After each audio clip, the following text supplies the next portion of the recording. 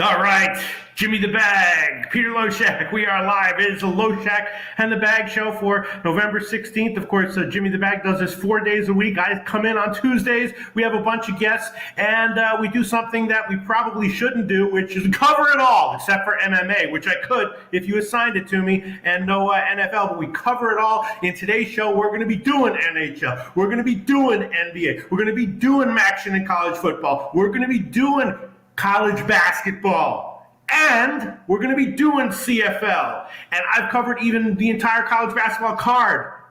I tweeted out some picks, even more than just what I was assigned, the 5 games that Maxwell Smart is going to join us for. Jimmy the Bag, I think it's going to be a fun show. Why do we do this? Why do we cover every damn thing in the sports betting world except for golf, tennis, and MMA?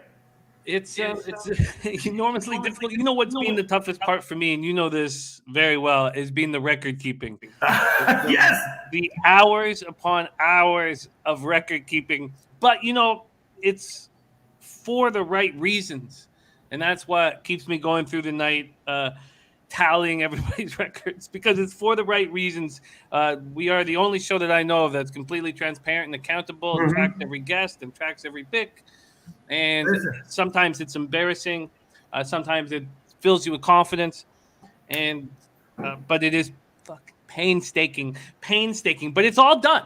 I'll tell you what, Jimmy the Bag, anyone who has ever owned their own business or been close to someone who's owned their own business knows that what's the toughest part of owning your own business? Getting customers, managing client relations? No, it's fucking admin shit, Jimmy the Bag. And I'll tell you what, I shouldn't do this, but as you know me pretty well right now. I make bad, horrible life decisions left and right all the time, and I still do. So I'm going to say this, and I'm going to do it. Jimmy the Bag, if you need any help with your admin record-keeping shit, I will help you. Any way I can help you, I will. If you want to just email me all these records, and I will put them in a spreadsheet and email them back to you. You think I'm kidding? You think I'm just doing this for shtick? I'm doing it 25% for shtick, but I also mean it. I'll help you, Jimmy the Bag. 25% for shtick. Thank you. You're a good man. I know that you would. I will. No, talk to me off camera about it. I'll help you with it. I will. I really will. It is an enormous battle, but you know what? I'm excited. I'm so excited to be here. I don't know if you saw Paco Healy's tweet last night. It was absolutely it's the kind of thing that has me going, all right, let's fucking get all these records in. Let's cap these 30 games. Let's fucking go. It's one of those things that just pumps me up enormously. He's also looking for women's surfing picks, by the way. Dan Kelly. We would do it. Yes, I actually did catch a glance of that as I was posting my college basketball picks at 5 in the morning.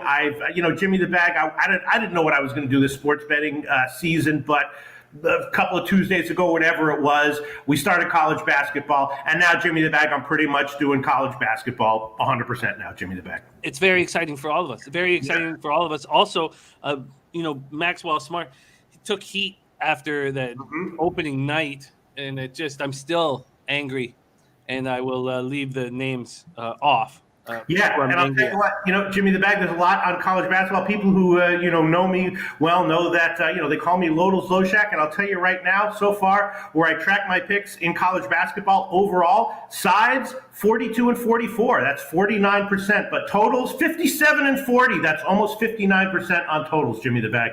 Beautiful. I love that. Maxwell Smart, I was getting to on the show now after the heat he took after one night. I mean, I just wanted to sharpen chopsticks to the larynx. 14 and 9, 60.9% plus 4.03 units, ROI plus 17.52%, average line minus 110. If we are just a conduit for all these spectacular cappers and we just do our best, to host an entertaining show, give you the best information possible, and have these guys come in and are spectacular, I'm okay with that. I want to help out and succeed badly. But look at this. NBA experts, Ski Profit, Dutch Boy Fresh, Trot Wam, It's Daryl. NBA experts on the show, 34 and 21 plus 12.15 units. Ski Profit 8 and 3 plus 4.7 units. Dutch Boy Fresh 9 and 5 plus 3.99 units. Trot Wam 8 and 5 plus 3.11 units. And It's Daryl 9 wins, 8 losses plus 0.35 units. And these are records of just the cappers that you see on the show. The cappers in the chat are absolutely destroying. We had our guy Robert whom we love, who's been with us since day one, hit an 8-team parlay yesterday. B-Ball hit an 8-team parlay on Saturday that paid out just a little over $9K. It's just these guys are all cashing. And look, we got Dan Kelly in the chat right now. It says, fade the Lakers have had the easiest schedule so far and are much worse than their 4-11 against the spread record. 12 of those 15 games. I was thinking about, Jimmy the Bag, if you guys wanted to, I was thinking about maybe doing some kind of like a comment section recap show every day and or every week or whatever, and highlight the guys who are really making impressive comments. That would take a little bit of time. I'd be willing to do that too, Jimmy the Bag. I'd love that. And then we could start giving out the Vegas Gun Award again. Oh, yes. For exceptional capping. I absolutely love that. Absolutely love that. Thank you guys all for joining us. We got Ilya Katz, Freestyle Fakiri, Bonko Kui, Clint Starr, the Die Hard MMA podcast. By the way, all those Pub Hub records, NFL Pub Hub records are in as well. We need Clint back in action. Clint's one good day from being in the top 5 of our NFL Pub Hub. We have 18 cappers so far, and then we have Millsy making his debut this week, so we'll have 19. There's TJ in the house. Ick Schnizzle, by the way, Pete, our man Ick Schnizzle, been capping his ass off while he's at home dealing with COVID. So he has COVID, and he's been putting out videos, capping videos, with COVID. And another thing that we talk about, the things that inspire us to work harder, try harder, care more. Ick Schnizzle's one of those guys. So he's been posting up videos right now, and I love him. He's leaning over to the Nets Warriors under. I lean over Nets Warriors, under 76ers Jazz, under Spurs Clippers. We have Trot Wam joining us. Trot Wam will be on the show today and tomorrow. Ski is busy today, so we got double up Trot Wam. But we got to get to work. So serious business, Red Girl, Puzzler in the house. Yes, Banchero and Coach K's grandson were arrested, and Banchero got like a aiding and abetting a DWI. I don't know what the hell that is. I don't know what the hell that is. So, it's messed up. There's Dennis Trusty in the house, Brandon Lugo, Mike M, Hoops 590, Sanka, whom we love dearly, Kenny V, Matty Ice Star, the taint play of the day. We got Cab, Jay Peasy, Viper, Chosen One. There's Ski Prophet in the house. Look at that. Ski Prophet, he's busy this morning, but he still takes the time to come into our chat and wish us the best. God, I love these guys. Toucan, Rem Most. It is time to go. There's Birdie in the house. I have 7 bets already in NHL. I'm going to attack. Morgan Spooner. So many great cappers here. Thank you guys so much for joining us. Jimmy Gomez, who I'll have drinks with over the holidays when I'm in LA. North Ender. Nutflush Allen. DJ said switch to golf head-to-heads only months ago. Record is, look at this. Overall, he's up just under $2,800. Yes. 140 and 121. TJ, incredible work. Paco Healy saying long live Vegas Gun. Said Porter, what a great group. Thank you, Truckin' Six God, $5 unit. Thank you guys all. I would love to give shout out to all of you guys. There's Slatsy in the house, but we have to get to work. Right now. I would have loved to have said some wonderful words to a lot of those names, but I have to bring up all my NHL notes here, and that's what I was doing while Jimmy the Bag was reading all that. But I love all you guys. You know that, so let's get to work, Jimmy the Bag. Let's do that right now. So, NHL record, I snapped a 6-game losing streak on Saturday night. So it's the first kind of rough spell. I haven't got hot yet. I haven't been hot, but it was my first rough spell of the year. So it's not looking very good for me. I'm 41 and 46. My average line is plus 109. So I'm at 47.1%. I'm just down 2.46 units. ROI down 2.83%. Can change that all here in one night, or it can go south in one night. You know how it works. And then Pete is sitting at 12 and 12, down 1.2 units, minus 5% ROI, average line minus 106. On Tuesday, he went 1 and 1 and 1. So there was a push involved as well. So just down 0.4 units. So Pete, I want to succeed like we've always done when we've worked together. We've never had a season where we worked together where we weren't enormously successful in NHL. So let's get after it right now, Pete. Take it away, my man.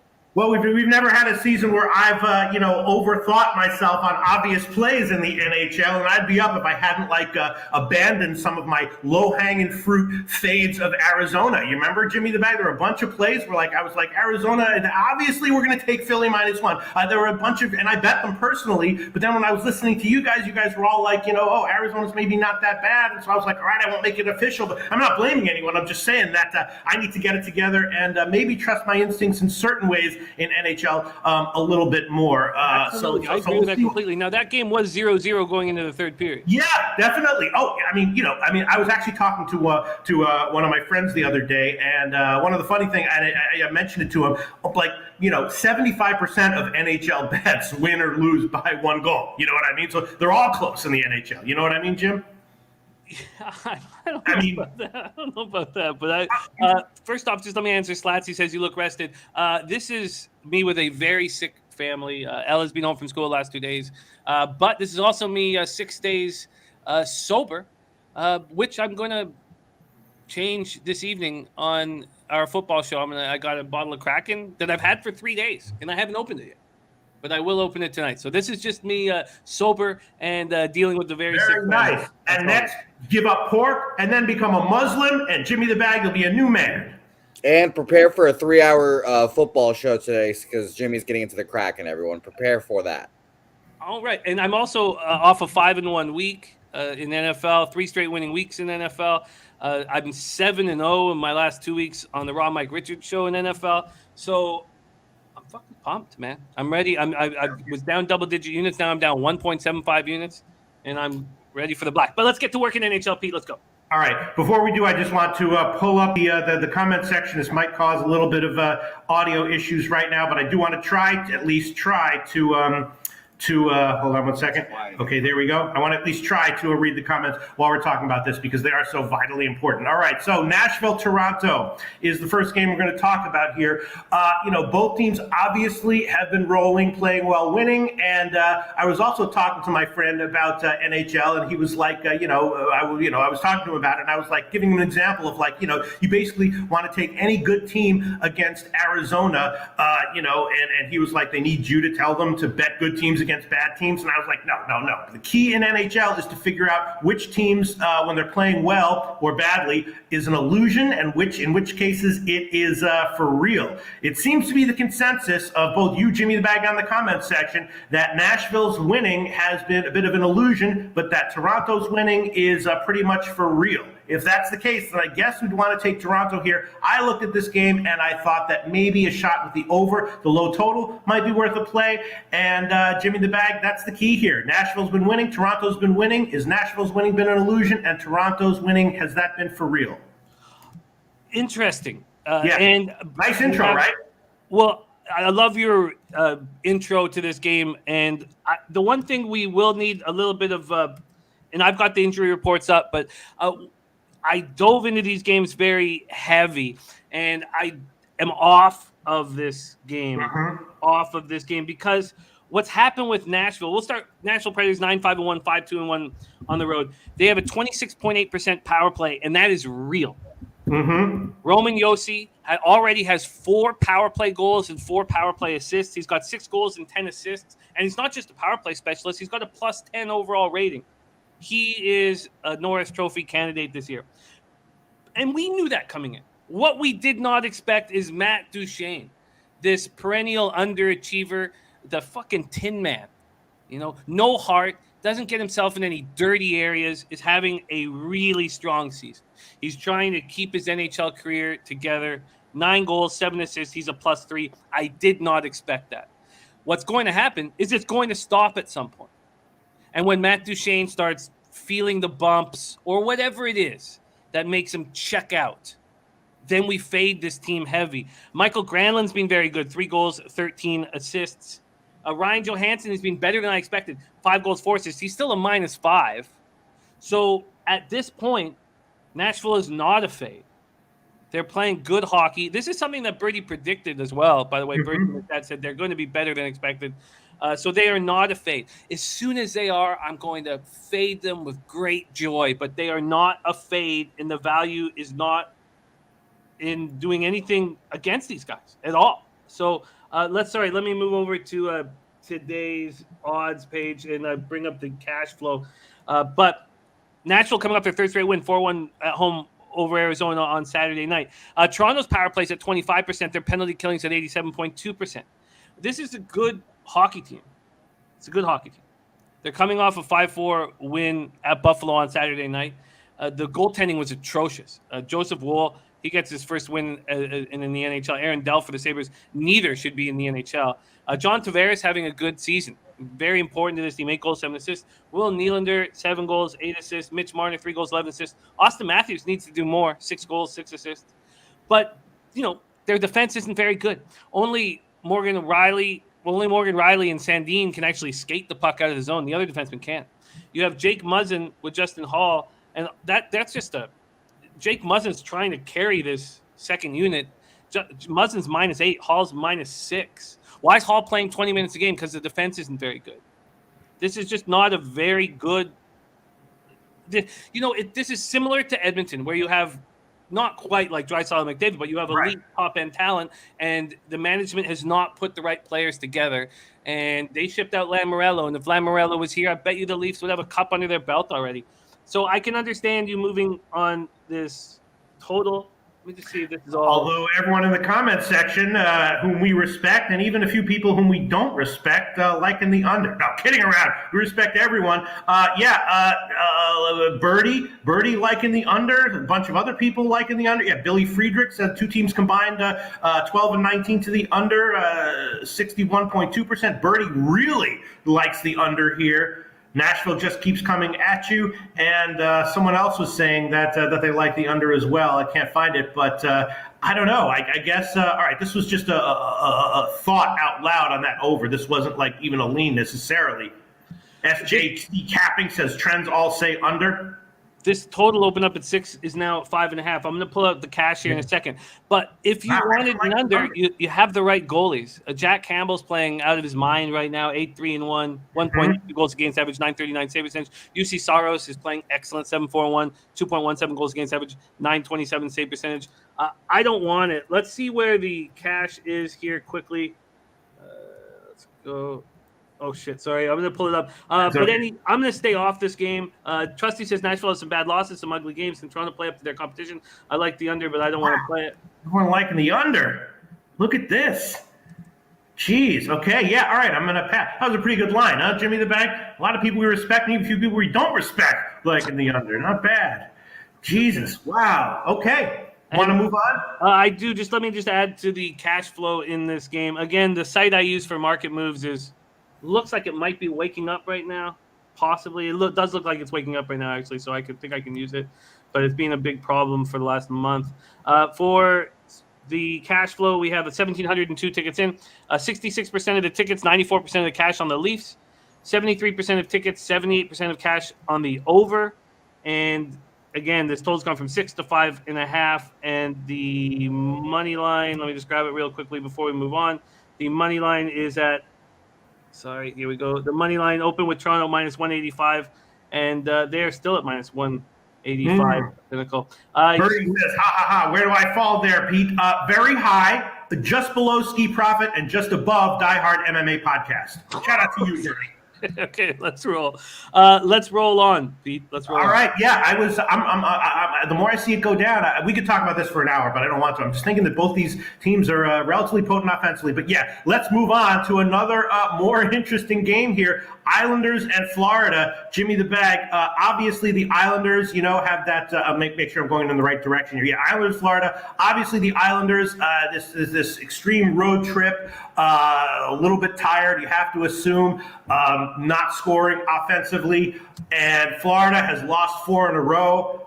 But you have to assume that I was pretty high on Florida to start the season. I was on a lot of their winning streak, and I was probably on them 1 or 2 times their losing streak. Can't exactly remember, but you have to be thinking that Florida -1 is a strong lean, and Islanders team total under 2.5. Got to be thinking that's probably a play. Am I wrong, Jimmy the Bag? Florida -1, and maybe a lot better. Isles team total under 2.5. Excuse me, 2.5. Honestly, I'm not a full believer on this Florida Panthers team. Mm-hmm. And I know that may come as a surprise, especially with this 7-0 record, 10-2-3.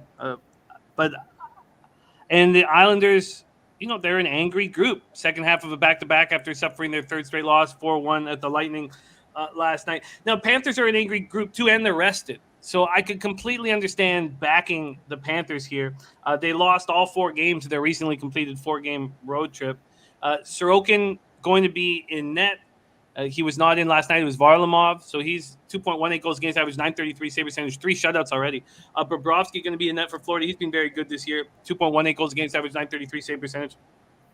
The Florida power play at 21.3%, penalty killing at 81.1%. Good, The New York Islanders power play at 12.9%. We knew, or we had an idea this would be a problem for them as they don't have a defense that is offensive at all. So, it needs to improve. Their penalty killing 81.3%. Barzal has not been good enough so far this year. He'll tell you that straight up. I really believe in the kid and think he will improve as the season goes on. 4 goals, 4 assists in 12 games. Slatsy says the Isles are exhausted. 11-game road trip back-to-back with their home opener. Panthers regulation. I do not think they're exhausted. They've spent a ton of this road trip. They've been at home more than they've been on the road. I mean, sleeping in their own beds throughout this road trip. All right, Jimmy the Bag, comment right here. Please address it. Birdie says, I like under here as well. I was thinking that way as well. Florida is a hot mess right now. I'm fading the Panthers big time. I can't bet this game. Islanders are nothing. Is Florida a hot mess right now, or are they just a quality team that hit a bump in the road for 4 games that comes to every team, no matter who you are? No, their coach, who was going to be a first ballot Hall of Famer, had to leave the team because of a sexual assault under his watch. I mean, no, this team is not. This team has problems moving forward. Hornqvist is playing 12 minutes a game, so they have what's going to happen when Thornton comes back. I mean, this team, they have Barkov 9 goals, 7 assists, Huberdeau 4 goals, 10 assists. They're playing okay. Anthony Duclair has probably been their best player over the last week or two, 8 goals, 5 assists. Carter Verhaeghe is doing a nice job.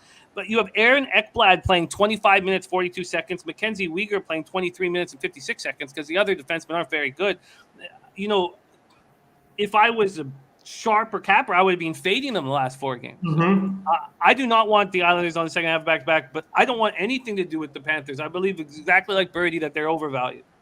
All right, I'm going to ask a question that makes me sound like I just started capping last week and have no idea how sports works, but it's all the same friggin' players, right? In October, these guys were dominating game in and game out and giving up no goals. Now a month later, because of psychological reasons, they can't beat anyone and they're giving up 5 goals a game?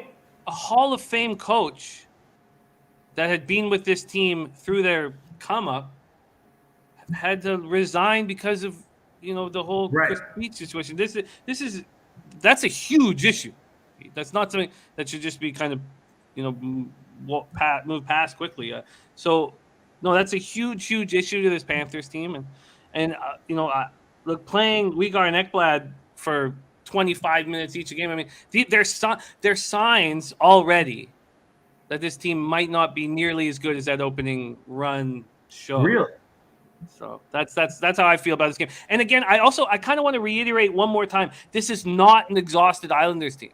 They've been going home throughout this whole trip. They've spaced out their road games, so it wasn't a devastating opening 13 games. Yes, they're on the second half of back-to-back. That's it. This is not an exhausted team by any stretch of the imagination.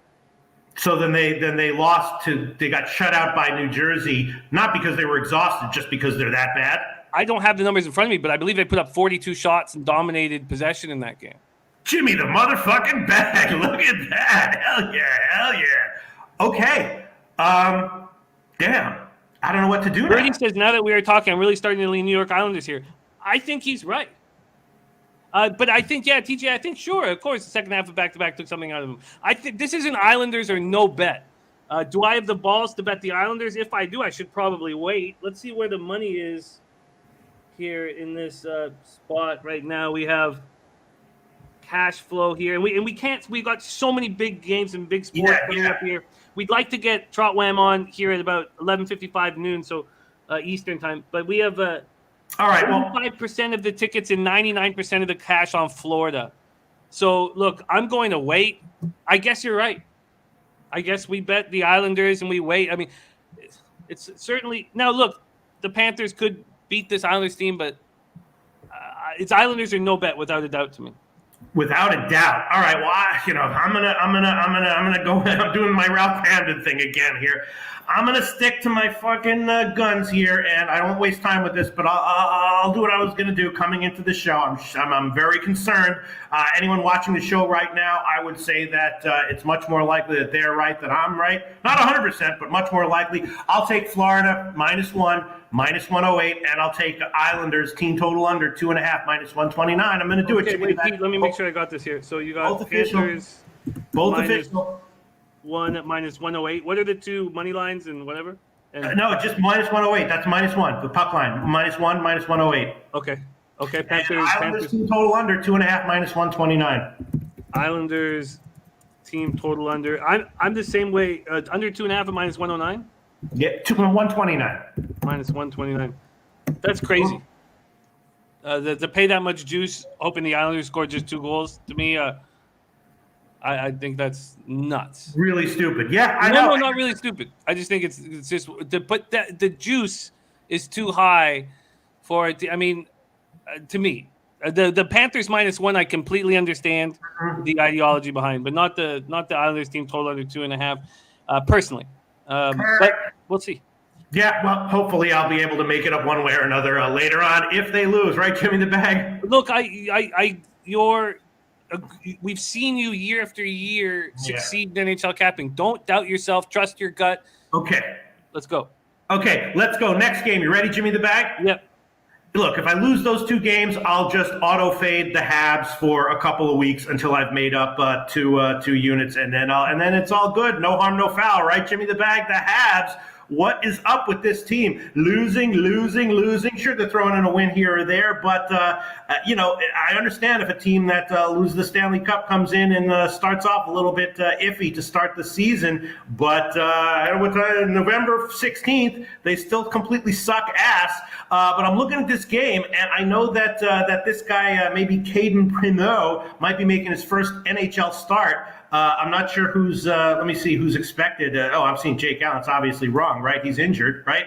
I'm thinking that maybe they step up if this guy makes his first NHL start. He looks kind of highly touted, and if he's starting, I was thinking maybe the under. And if that other guy starts, Montembeault, then maybe definitely the Rangers. It looks to me, to my eye, like the Habs really do suck. They're really bad. The Rangers, won 3 in a row. Overall, they're not bad. Is the Rangers too obvious? And what's up with the Habs right now? And who's starting in goal for the Habs? I think it's going to be Caden Primo. I'd love to. Slatsy can confirm all that. Caden Primo's numbers in Laval this year. He's 4-4, 2.41 goals against average, .916 save percentage. He's a 7th round pick in the 2017 draft. Out of Northeastern University. He's in tough, man. He is in tough. I think I believe I can explain the Rangers situation right now, which we will get to. But to me, this is a Rangers slam dunk spot. Right. Okay. I'm on the Rangers -1, and I'm not going. There's no need to overthink this here. It's a Rangers slam dunk spot. This total opened up 5.5, juice to the over -117. It's now a pick 'em at Pinnacle, still juiced to the over at Bet365. It says, let me just go to the money line here quickly and see what we're dealing with there. And then we'll go over the cash and I'll kind of break this down a little bit further and then we can move on. But we have the Rangers, the huge move to the Rangers happened before I was able to attack it, unfortunately. Opened at -143, then -172 at Pinnacle. Bet365 now has this at the Rangers, at -200. -200 and +130. So last night I got -175 and +150. So I got a nice -110 line. Caden Primo, look, we've seen goalies step up in this situation. I find it extremely difficult to believe he's capable of doing that here. Rangers 3-1-1 at home, have to make hay at home. Shesterkin, top 10 goaltender in the league. 7-2-2, 2.46 goals against average, .929 save percentage. Montreal power play at 14.3%. The penalty killing at 70.7%. Special teams are weak. Rangers 21.3% power play, 78.7% penalty killing. They've started this road trip with a 3-2 loss, the Habs, at Detroit on Saturday, followed by a 5-2 loss on Sunday. Suzuki, 4 goals, 10 assists, 14 points. He's the only player with double-digit points. He's got his shit together now. So he signed a big contract. They were struggling out of the gate. It took him a little bit of time. He's now rolling and playing well. But nobody else is. And they have a ton of injury problems. This is just – we talked about what's wrong with this team. We related them to that, I think it's the 06, 07 Oilers team with Pronger and Rollinson taking them all the way to the cup. Hoffman hurt, Jake Allen hurt, Cedric Paquette hurt, Jonathan Drouin, Matthew Pearl, Joel Edmondson, Paul Byron, and then you have Carey Price and Shea Weber sitting there. I mean, this is just Guillermo Zertucci. House, great to see you, G. So this is just a team that we got to take advantage of, especially in a spot like this. Rangers coming off a 4-3 win at home over the New Jersey on Sunday. I will not bet the Rangers with Georgiev in that ever. Mm-hmm. And I didn't think that would ever be the case. I had the high expectations for him. This Ranger squad has Adam Fox playing at an unbelievable level. That Norris Trophy was no fluke. This guy is so good. 4 goals, 12 assists, plus 3, playing 24-48 a game. You have Panarin, Kreider, and Zibanejad playing very well. Panarin, 4 goals, 11 assists. Kreider 11 goals, 3 assists. Zibanejad, 4 goals, 9 assists. They're playing very well. But nobody else is helping. When Alexis Lafreniere and Capo Caco start rolling, which may not even happen this year, when they start rolling, this will be an elite top 5 team in the NHL. But until that happens, they're just going to be a good hockey team. So those of us who have futures on other teams, hopefully it's not this year. But if it happens next year, well, then the Rangers can win the cup. Durkin and Kako and Lafreniere on the second line, and then Panarin, Kreider, Zibanejad. All right. That's what I was thinking. I'll add Rangers -1, -125 as an official play. That's a current line at Pinnacle. It's a little bit of the ass end, which a lot of the commenters in our comment section don't like to take the ass end of lines. I'm fine with it. I like it, actually. I like it. -1, -125 Rangers. I'm just concerned that maybe this that Montreal will really rally around for one game for this new goalie. I'm not. Oh, my voice is broke. That's how little I am. I'm not. I'm not. When we talk about a team rallying around a goaltender, it's rallying around a 30-year-old that's playing his first game in the NHL. Mm-hmm. Primo, they're going to try their hardest to help Primo out, but is it going to be enough? All right, I'll take it. Rangers -1, -125. You're on that one as well, right, Jim? I am. I'm. All right, I got the -110. Let's roll. Okay, ready to move on, Jim? Yep, let's roll. All right, Calgary and Philly. This is an interesting one. Let me pull up my notes here. I'm looking at this. Philly. Obviously, I think is the inferior team legitimately, but a little bit more rested here. And I'm thinking that maybe Philly as a dog, home dog, and maybe the Philly team total over might be worth sneaky plays. I did take these on the overnight lines, both of them. Philly got shut out by Calgary last time they met. Does that mean that maybe Philly just matches up poorly with them? Or does that mean this is a revenge spot for Philly? Again, my notes here that I want you to answer, Jimmy the Bag. How bad is Philly really? How good is Calgary really? Even though they've lost 5 of their last 7. I'm thinking Philly and the Philly team total over. What do you think? I'm on the Philly Flyers +105 comfortably. Mm-hmm. I don't think the Flames are nearly as good as that 6-game or 5-game sweep of that road trip where they were exceptional. Now, I thought that their defense was going to be a weakness. Rasmus Andersson has been very good. 0 goals, 8 assists. He's a +10. He's playing 22 minutes, 46 seconds a game. Oliver Killington is better than I expected. 2 goals and 8 assists. So their young defense is moving in the right direction and better than I expected. And part of the reason why the Flames have been so good this year, same with their special teams, 23.4% power play, 85.7% penalty killing. And Jacob Markstrom has been as good as we've ever seen him. 5-3-3, 1.81 goals against average, 935 save percentage, 4 shutouts already. Remember, it took him 4 or 5 years to get his first shutout. He's rolling, clearly rolling. Carter Hart playing very well. 2.32 goals against average, 931 save percentage. Philly's power play 17.1%, penalty killing 82.6%. We talked about getting Kevin Hayes back on Saturday night and how all the Cappers will think of that sort of situation differently. Will he liven up the troops and get them ready to go in his first game of the year and his first game since his brother died? And I don't want to fade the Dallas Stars ever. So it was very easy for me to stay off that game. and the Stars won 5-2. Now Hayes plays in his first home game in front of his family and friends, after Jimmy died, and I think he's clearly going to help the center group. He's second line centerman. And I think they're going to roll here. Drew, 5 goals, 7 assists. Couturier, 5 goals, 7 assists as well. They need more help offensively. Kevin Hayes really isn't going to necessarily deliver that offensive help. It's too bad that Ryan Ellis got hurt again. He's got 5 points in 4 games, but he's hurt again. He's out. But this is a Flyers spot for me. Flames snapped their 3-game losing streak with a 4-0 win at a COVID-riddled, undermanned Senators squad. I mean, that does nothing for me. Lindholm's been very good this year. 8 goals, 8 assists, 16 points plus 11. He's a quality player. Johnny Hockey, 4 goals, 11 assists plus 9. Kachuk, 7 goals, 5 assists. But I'm very comfortable fading them here. And Mark Rosado says Stars at home. Jimmy, you know that. Birdie says a tough game. Ron Crawford has Flames in this. Oh, does he? Was the spreadsheet play the day out here already? Sorry, let me know if I missed the spreadsheet play today. But yeah, I bet the Flyers last night plus 105. In 3 of the bets I made, I wasn't sure if I was going to beat the market move. This was one of them.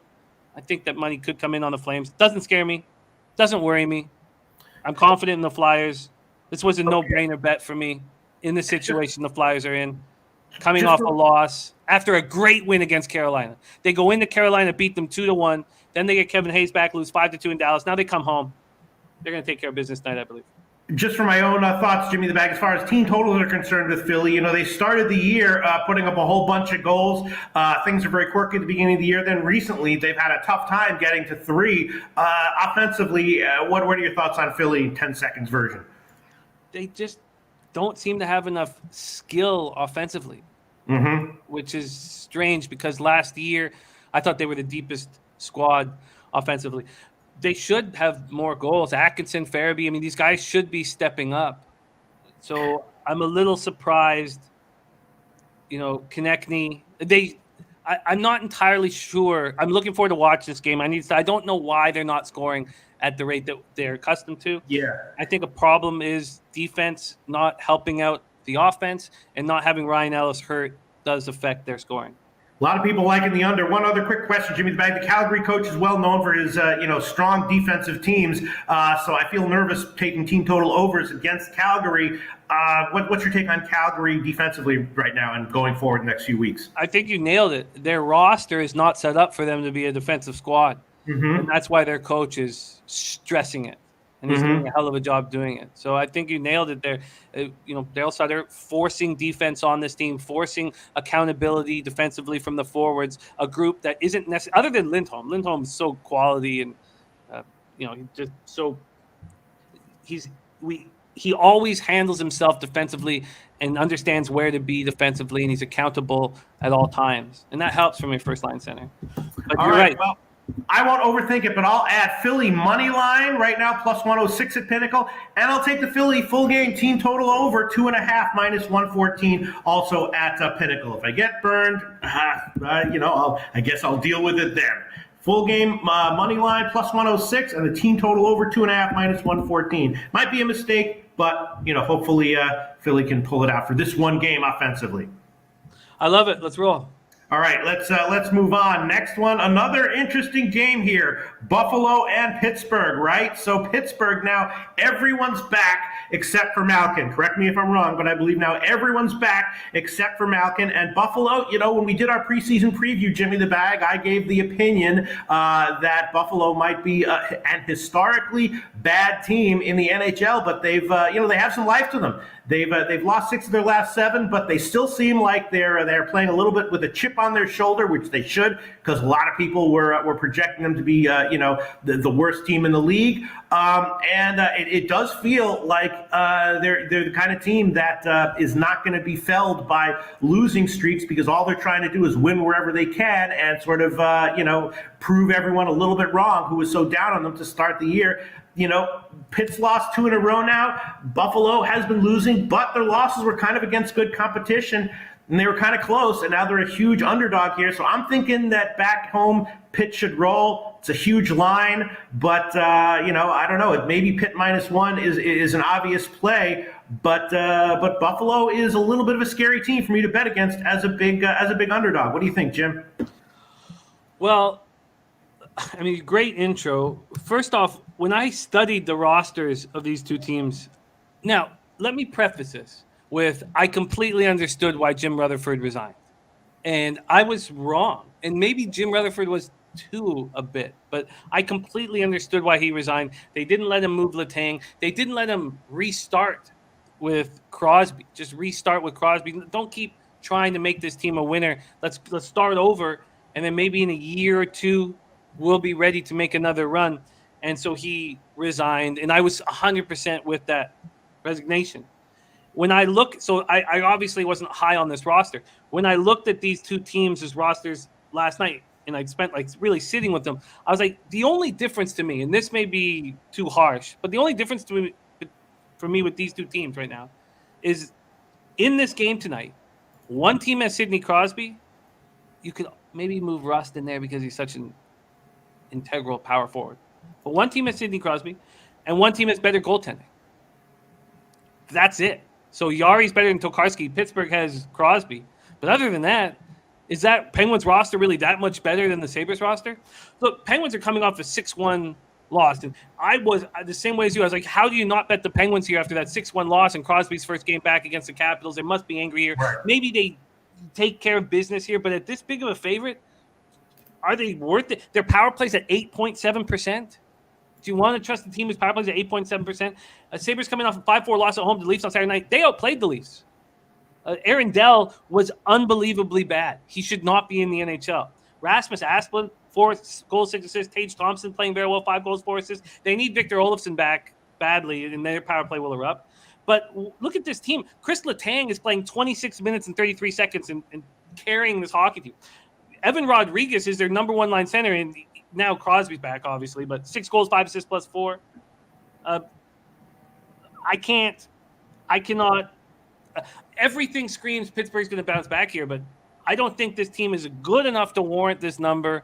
And the only way I could have bet it was the -1.5, and I was like, I don't want it. I don't want anything to do with it. So I mean, Jimmy the Bag, if the rosters are roughly equal, but the goaltending discrepancy is that massive, then that big of a favorite line can be justified. And Tokarski, I mean, they've gotten gashed with him in goal. No, he's playing better. Look, Tokarski looked awful when he came up last year. There's a reason why he took till he was 30 to make the NHL. There's also a reason why he was Team Canada's #1 goaltender in the World Juniors. And he's playing better. 2.95 goals against average, 908 save percentage. I believe he's trending in the right direction. I don't believe Aaron Dell is the sieve of all sieves. Tokarski's looking a little better. But you're right. Tricking Yari is an advantage over him. All right, I'm looking at this. I'm looking at some bad games against Seattle. I don't know. Yeah, okay. I trust you. It does seem like Pittsburgh is the play, though, doesn't it, Jimmy the Bag? It does. Certainly, situation-wise. I won't overthink it. If any of the commenters or any of the people watching later on want to make fun of me and mock me, go ahead. I'll take Pittsburgh -1, -172. That is a current Pinnacle line. I'm doing it, Jimmy the Bag.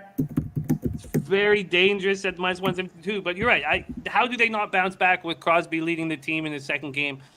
You have to think they bounce back here, so I can understand. And I just don't know if I'm really fully 100% a believer in Buffalo, but you kind of are. I kind of am. I mean, they're not going to make the playoffs or anything like that, and they're going to have a 10-game losing streak at some point this year, and they're going to sell off any piece they can at the trade deadline, but the Asplund, Thompson. I mean, the fact that they did this without Middlestad, without Dylan Cousins. I believe Cousins is back. I should double check to see if Cousins is back. But when they did that, Cousins back. I was just unbelievably blown away because if you take Eichel too, those are your top 3 centermen out of the lineup.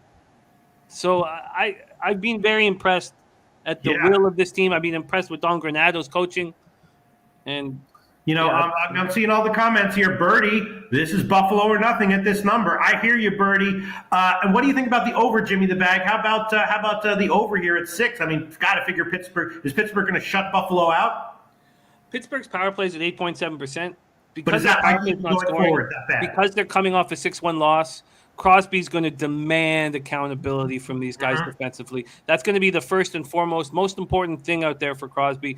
Is going to look into everybody's eyes and make sure they are in position and they're not ever caught out of position and they're playing a very fast, hard forechecking, dump and chase, accountable hockey. So All right, so there you go. This is why I listen. You're telling me that Sidney Crosby's going to be there on the ice at home, looking into people's eyes. I'm going to take Pittsburgh. I'm going to take it at -1, -170 or whatever I took it. You know what I'm saying? Yeah, I do. Yeah, I get it. Okay, you want to move on, Jimmy the Bag? Yeah, let's do it. Here we go. Arizona and St. Louis. Arizona has actually been that bad. Fade them at every juncture, and there have been a few times, multiple times, I think, in this show and in my personal picks where I was thinking about tweeting out a fade of Arizona. Super, super obvious, no-brainer, square, obvious play, but they all wound up winning. And now they're going up against St. Louis. Obviously, it's a massive line here. Arizona is better rested. They promoted that prospect, Perunovic from Springfield. He's looking good. St. Louis has lost 4 or 5. They were a tough bunch of games. Now they get, the cupcake of the league. I don't know. I don't know if I like this one as much as the Pittsburgh one. This one also makes me nervous just because St. Louis is maybe a little bit fatigued here, looking at their schedule. But results-wise, Arizona just looks absolutely awful. Their only win was by 1 goal at home over Seattle, who was underwhelmed and underachieved relative to a lot of expectations in the beginning of the season. I don't know. Do we just automatically fade Arizona, no matter what, for another 2 weeks and then reevaluate then? I don't think there any need for reevaluation. If you're a Coyote fan, if you live in Arizona, you should find out where John Chayka lives. You should put on a ski mask. You should give him a Nancy Kerrigan. He has ruined this franchise. It's not the first time. Those of you who have been Toronto Maple Leafs fans for 50 or 60 years, remember this also happened in Toronto when Ballard gave a 26-year-old the keys to the franchise. Chayka is an absolute ass clown. He's ruined this franchise, and he deserves to get punched out at bars whenever he walks into them. But this is a great spot. I love this spot more than the Penguin spot. Obviously, I bet it. I got -120 on the -1.5, -135 now. I bet 365. Really? Wedgwood is probably their best goaltender for Arizona. That's how bad this franchise is right now. But this is a perfect time to back the Blues. Now, look, they need Torrey Krug back. He's a Corsi monster, and he's having a great season. But the Blues coming off 3 straight losses, 5-4 at home to the Oilers. I was on the Oilers on Saturday night. That stopped my losing streak. Jordan Kyrou is playing so well. 6 goals, 10 assists, and he's a +6. Robert Thomas is an interesting player and, 1 goal this year, but he's got 14 assists. He's playing 19 minutes, 9 seconds a game. Tarasenko is playing better than I expected him to. I'm not sure if he can continue this for a whole season. I would bet he won't. I do not think he ever has a 70-point season again. In fact, I don't think he ever has a 65-point season again. But he's playing very well right now. Coyotes are just awful. 12.5% power play, 65.3% penalty killing. The NHL is the only sport that gives you these real gifts, I think. And this is a gift, and we put it in our pocket, and we get paid, and that's what I'm doing. St. Louis power play at 32.4%, going up against an Arizona penalty killing at 65.3%. A St. Louis Blues team that's lost 3 straight that needs to step up badly right now because they know Vegas is going to be a juggernaut. Vegas, when Eichel comes back, now that's an if, but they're going to, they scare the shit out of me. We should start making future bets probably now on Vegas. I should probably make a Vegas future bet this week, really. Yeah. This is an easy spot to me. Diehard MMA podcast says Blues own my Coyotes. Should be a get right spot. Wedgwood is terrible, but Birdie says upset alert. Arizona money line. Arizona in regulation. Historical trends matter. Horrible spot for the Blues. All right, I'm thinking about the over, Jimmy the Bag, 5.5. What do you think about that? I don't know if Arizona. This is a angry Blues team. That has a 500 home record. Come on. You have Lawson Krause leading the forwards with 7 points on Arizona. Look, if St. Louis had won 3 straight, I would agree. But St. Louis has to jump all over Arizona immediately. Right. Doesn't that mean goals or no? I don't know. Because, that 4-1 score in Nashville on Saturday night, it wouldn't shock me to see a 4-1 score here. Right. I don't dislike it. What is it? Is that 5.5? Let's just see where 5.5 -112. Very low total, relatively low total. I don't dislike it at all. Right. But if you're going to take that, probably better off taking St. Louis over 3.5 at -125.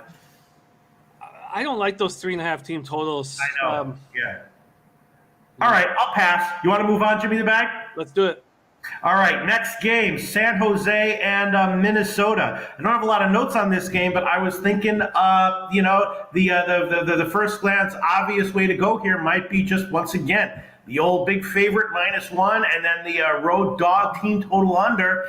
Minnesota is returning from a West Coast road trip, so that might be a little bit iffy. But San Jose just looks like you see this a lot in sports where a team that was expected to be bad has a lot of young guys, comes out surprisingly hot to start the season, and then they come crashing down. And that's pretty much what's happened with San Jose and Minnesota. A lot of people have talked about this over the years, a very quality team and a deep team, and it's a big favorite line. But I don't know, Minnesota -1 and San Jose team total over. What do you think, Jim? Well, I'm curious to see how the Sharks handle getting all their reinforcements back, and so I'm very interested in that. The Sharks have been, as you said, much better than we imagined. They're faster than I expected. They have more offensive talent than I expected. So we'll see. I expect Aiden Hill to be in net here. Their goaltending is just bad every year. Wilson is such a poor general manager. Too bad, because he was a hell of a defenseman. And he's just and I loved him. I loved those Blackhawks teams that he was on, but he's just done such a shit job here building this roster. But their power play 22.5%, penalty killing 89.7%. They're a dangerous team that I don't want to fade. They're coming in off a 6-2 loss to Colorado on Saturday night, and I wonder if their rhythm is going to get messed up with all these all the COVID reinforcements coming back. Brent Burns has been a monster. Goal, 11 assists, 26.57 a game. Logan Couture playing so well. He'll play on Team Canada playing like this. You can slot him in all over the ice. 6 goals, 6 assists, +5, 18.47 a game. Wild bounce back from a 3-2 loss at Vegas on Thursday night by beating the Kraken in Seattle 4-2 on Saturday night. They need more from Kiprizov. Kiprizov is just not giving them as much as I expected, and I'm sure that will change. But Ryan Hartman, damn, how did the Blackhawks just let him go for nothing? What idiots over there. 7 goals, 4 assists, and he's a +11. This Wild team is very good, but I don't want them at this big of a favorite line. I'm not sure if the Sharks are ever going to be this year a fade that makes sense personally.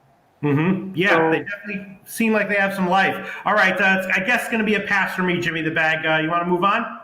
I do, and I can understand people on Wild -1. I want Wild at home as much as possible, but the Sharks coming off a loss with all these reinforcements, I'm just not sure what I'm going to get from them. And right. It's enough to keep me off. Okay, next one, Edmonton and Winnipeg. Of course, Edmonton, a very exciting team, but Winnipeg, kind of a lively offense, and Hellebuck maybe been a little bit less awesome than I was expecting in the beginning of the year. And this is one that I did bet on the overnight line. I took the Winnipeg team total over 2.5 -148. I know last time I checked it was up to 157, and damn it, now it's 3.5 plus money at Pinnacle. So I should have tweeted. I knew that was going to go to 3.5.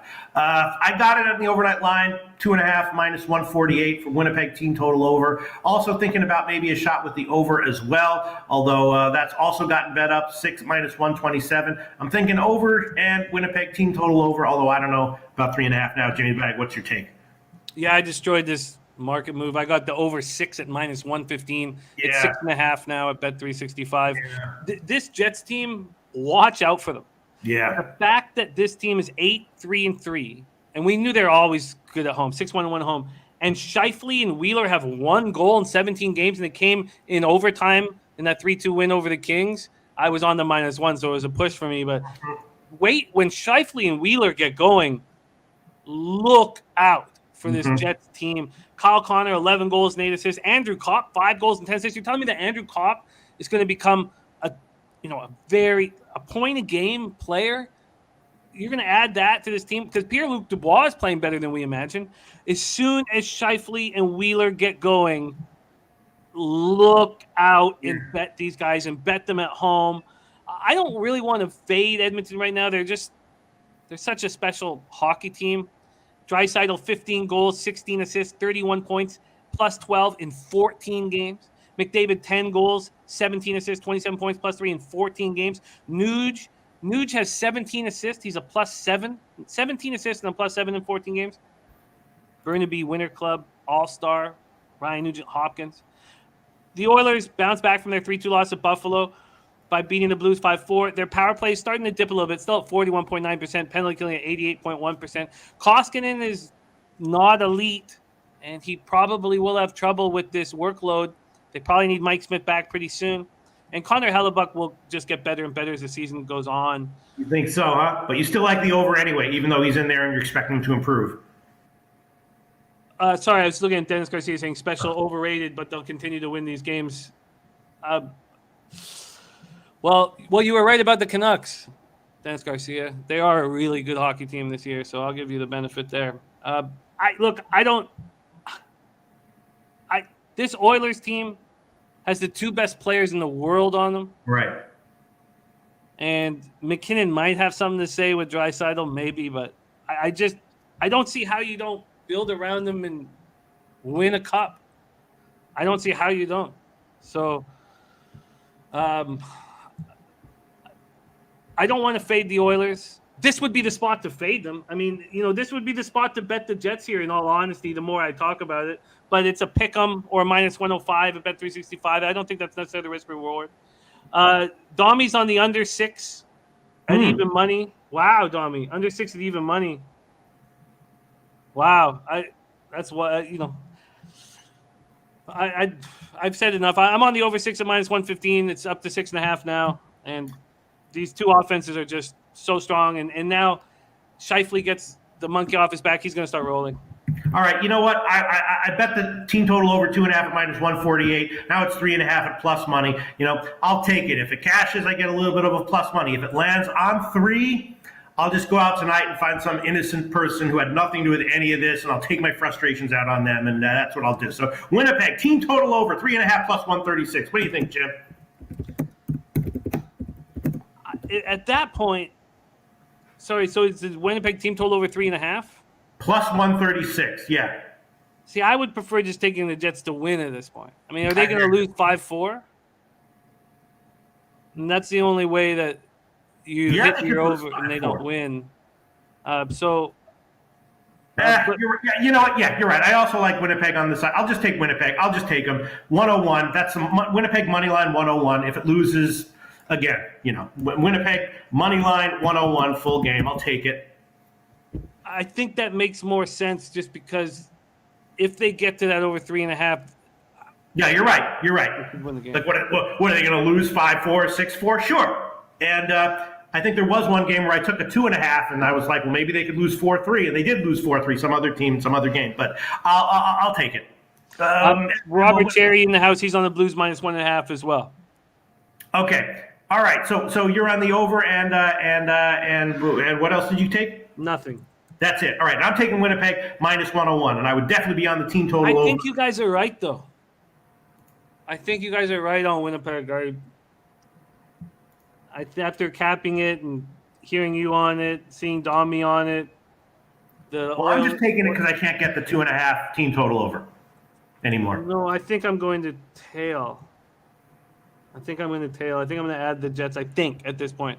Put asterisks beside it. Okay, let's keep rolling. Okay, let's move on. Next one, Detroit and Dallas. The Dallas is a very interesting team, Jimmy the Bag. Beginning of the year, we did our preview, and we don't just agree to make everyone feel nice here, right? We don't do what's the word? Gratuitous disagreements. But when we have disagreements, we have them. Beginning of the year, I thought Dallas was going to be an overvalued fade team, and you said you loved them, and I was like, whoa. All right, maybe I need to rethink what I think about Dallas, and I still think maybe I need to rethink what I think about Dallas. But so far, they've definitely been a disappointment. They are now off of a win, and maybe something has changed here. I was reading what the coach was saying, and he was saying that he's got a different mentality from his players now, and he's saying that they have swagger now. So I guess if a team is suddenly walking around like, now we bet them. Is that what's going on here with Dallas? They're a huge favorite. They've been so underwhelming this year. And now they're minus 200 against Detroit, who is not a pushover. I have taken them in spots this year, I think successfully. I don't even remember, but this is a high line. But you love Dallas, and maybe this is a good spot to take them. Minus 200 is a high line, all things considered, don't you think? Yeah, I mean they're minus 185 at Bet365. I got them at minus 175. Oh no, moved to minus 180. Oh, moved to minus 180. So it's I got them minus 175 on the money line, plus 150 on the puck line. And look, I love the spot. Detroit on the second half after back-to-back after 5-3 loss to Columbus last night. Detroit's 19-year-old Swede, 4th overall 2020 pick, Lucas Raymond, is incredible. And Tyler Bertuzzi's incredible. 9 goals, 8 assists, 17 points in 14 games. This Stars team is going to catch fire. I'm telling you. Yeah. I'm waiting for it. Been waiting for it. Birdie says, love them. Yeah. I love what I'm hearing. Seeing out of Dallas, they're about to take off. I said 15 or 20 games, and we were in that zone. Look out, they'll win 8 of their next 10 easily. Wow. I agree. I just look. This Detroit's a Red Wings team's a fun young squad. 15.1% power play, 77.2% penalty killing will hold them back. Nedeljkovic, you guys know that I'm no longer sold on him. If he can be traded for a 3rd-round pick, I don't think he must. There's got to be a problem somewhere. And Khudobin is not that good. Look, the Dallas goaltending is going to hold them back, but their power play at 29.4%, it'll just get better. You have a tired Detroit team coming in against the Stars team that's 2-2-1 at home and 5-6-2 overall. This is a smash spot for me for Dallas. I'm on Stars -1 at -110. I got the money line -175. Okay. Even though this guy Jake Oettinger is likely in goal, Jake Oettinger, who the fuck is that? I think that's good because it was his job to back. He had the job until they picked up Holtby. I don't want Khudobin, and I guess that's why the market's starting to move back towards the Wings. Jake Oettinger. Right. I'm fine. They don't have any good goaltending, so we know that Khudobin's not going to step up. I'd be surprised Holtby got off to a good start. Maybe Oettinger can do that before Bishop comes back. I don't know. So I don't see that as being worse than Khudobin at this point. Yeah, and I want to move on, but I was looking at this thinking over. But look at this total, 5.5 juice to the under. Why is this total so low, Jimmy? That's a good question. I guess it's they're used to how the Dallas Stars used to play. Their goaltending's not good enough for that. I'm surprised that it's under, but also I do think that the Stars have a veteran-laden team that can shut down another team. So I am surprised that is so low, but it's not. I mean, if you look at what the Dallas Stars have been for the last few years, and they've been playing to tons of unders. I just don't think this team has a makeup for that. Plus 105 on the over 5.5 is interesting. I don't get it. All right, you know what? I won't overthink myself. I'll take it. Pinnacle, I'm seeing 106, so I'll take that one. I'll take the Dallas game over 5.5 plus 106. I really don't understand why the total is where it is. And I've done really badly in the NHL this year with totals like this, where the market is obviously putting it at a different level than I would have put it, and then I take it anyway. I've done badly in these situations, but I don't know. Let me see. Yeah, I don't know. Birdie says take advantage until the market corrects. Interesting. All right, I'll take it over 5.5 plus 106. Maybe I should tail that. No, definitely don't tail it. It's a loser, Jim. Let's keep rolling. We've got to get an NBA soon. All right. Okay. So let's move on. Right. Yes. Okay, here we go. Carolina and Hurricane. We got Carolina and Vegas. We got 2 more games to go. Vegas, Mark Stone is back. Now they've won 5 of 6. Are they good now? Are they great now? And Carolina, had a couple of losses recently. This game is interesting. I have no opinion on it right now. I think it's interesting. I just don't know what to make of it. What do you make of it, Jim? Sucks that Alec Martinez got hurt. It's they're dealing with so many injury issues. William Carrier is a guy that you want to play the first shift of every period. He's tough. And I believe that's why they felt they could get rid of Ryan Reeves. This Vegas team is going to be so good. They're going to be so good. And I want them as a home dog every opportunity I can possibly get here. I said that I wouldn't take the Minnesota Wild when they came in. Wild were on the second half of back-to-back. I believe they'd beaten Arizona the night before, and Knights won that. Now they have Mark Stone back. They're coming off their 3rd straight win. They beat the Canucks 7-4. Who cares? But they're a deep squad. They're handling these injuries very well. Chandler Stevenson is turning into a number 1 line center. He's so accountable defensively. He's fast. He can hit. 5 goals, 10 assists, plus 5, playing 19-28 a game. Marchessault is rolling. They just got Stone back, as I said. I believe in this team. And this Hurricanes team, Now, I would probably be more comfortable if I did have a Hurricanes ticket in my pocket, but the more I watch them play, the more I'm actually not sold. They're a really good team, but are they a top 2 team in the Eastern Conference? I mean, they're going to make a run in the playoffs. How far are they going to go? They need depth offensively. They're paying Kotkaniemi $7 million. He's got 2 goals and 1 assist in 13 games. He's playing less and less every game. You have Svechnikov with 17 points, Aho with 14 points, but they're not getting enough scoring depth from anybody else. They should separate. Svechnikov should go back playing with Stahl, I guess, and Aho should be with Teravainen. I don't know what they need to do to get more balanced offense, but they're not getting it. And they're a quality team, but I don't think they're as good as the 11-2 record states. And I'm on Vegas plus 105. I also think that it's possible that they got into Vegas early, and who knows what they did in Vegas. It's possible that comes into play. Possible. I'm on the Golden Knights. What do you mean what they did in Vegas? Say what? You mean you think that they wore themselves? Is that still something that happens in the NHL? I don't know. I can't really. Dommy Gunn says they can score though. Svechnikov and Aho can, but no one else is, Dommy. Mark Rosado says Kane's power play is very good. It's just at 23.5%. That's not top 10 in the NHL. So I'm not as high in them as everybody else. Mike M's on Carolina Hurricanes. This was one of the spots that I thought could move against me. I guess it's even because I got the Ducks at a better line, but I could get the Knights right now at plus 115. I got them at plus 105. I probably should have waited here, but I'm on the Vegas Knights here and quite comfortably. Wow, Dommy Gunn likes the over 5.5. Probably my favorite bet. I guess we got to move on. I just don't love taking teams on overs after they put up had an 11-goal game, But all right, you want to move on, Jimmy the Bag? Yeah, we got to get an NBA. So yes, all right. And the last game, this was a very interesting one, so I guess we can't talk about it too long, but Washington against Anaheim. And I've had a pretty spotty NHL season so far, but one of my good reads has been Anaheim. I have been taking their team total overs pretty much game in and game out, including in this show, Jimmy the Bag. And I took this one again on the overnight line. And I was thinking about just taking Anaheim as a home dog as well, but I definitely took their team total over. I'm thinking about taking the over also, but Birdie says, gotta bounce. Capitals, best team in the NHL today. Maybe won't be in 2 weeks, but today they are. Bet them aggressively tonight. Wow. Okay. I don't know. Anaheim team total over, and is Washington a great bet here? What do you think, Jim? I'm against Birdie here. I'm on the Ducks at plus 115. The Capitals just beat the Penguins 6-1 at home. Now they fly all the way across the country and play the Ducks here.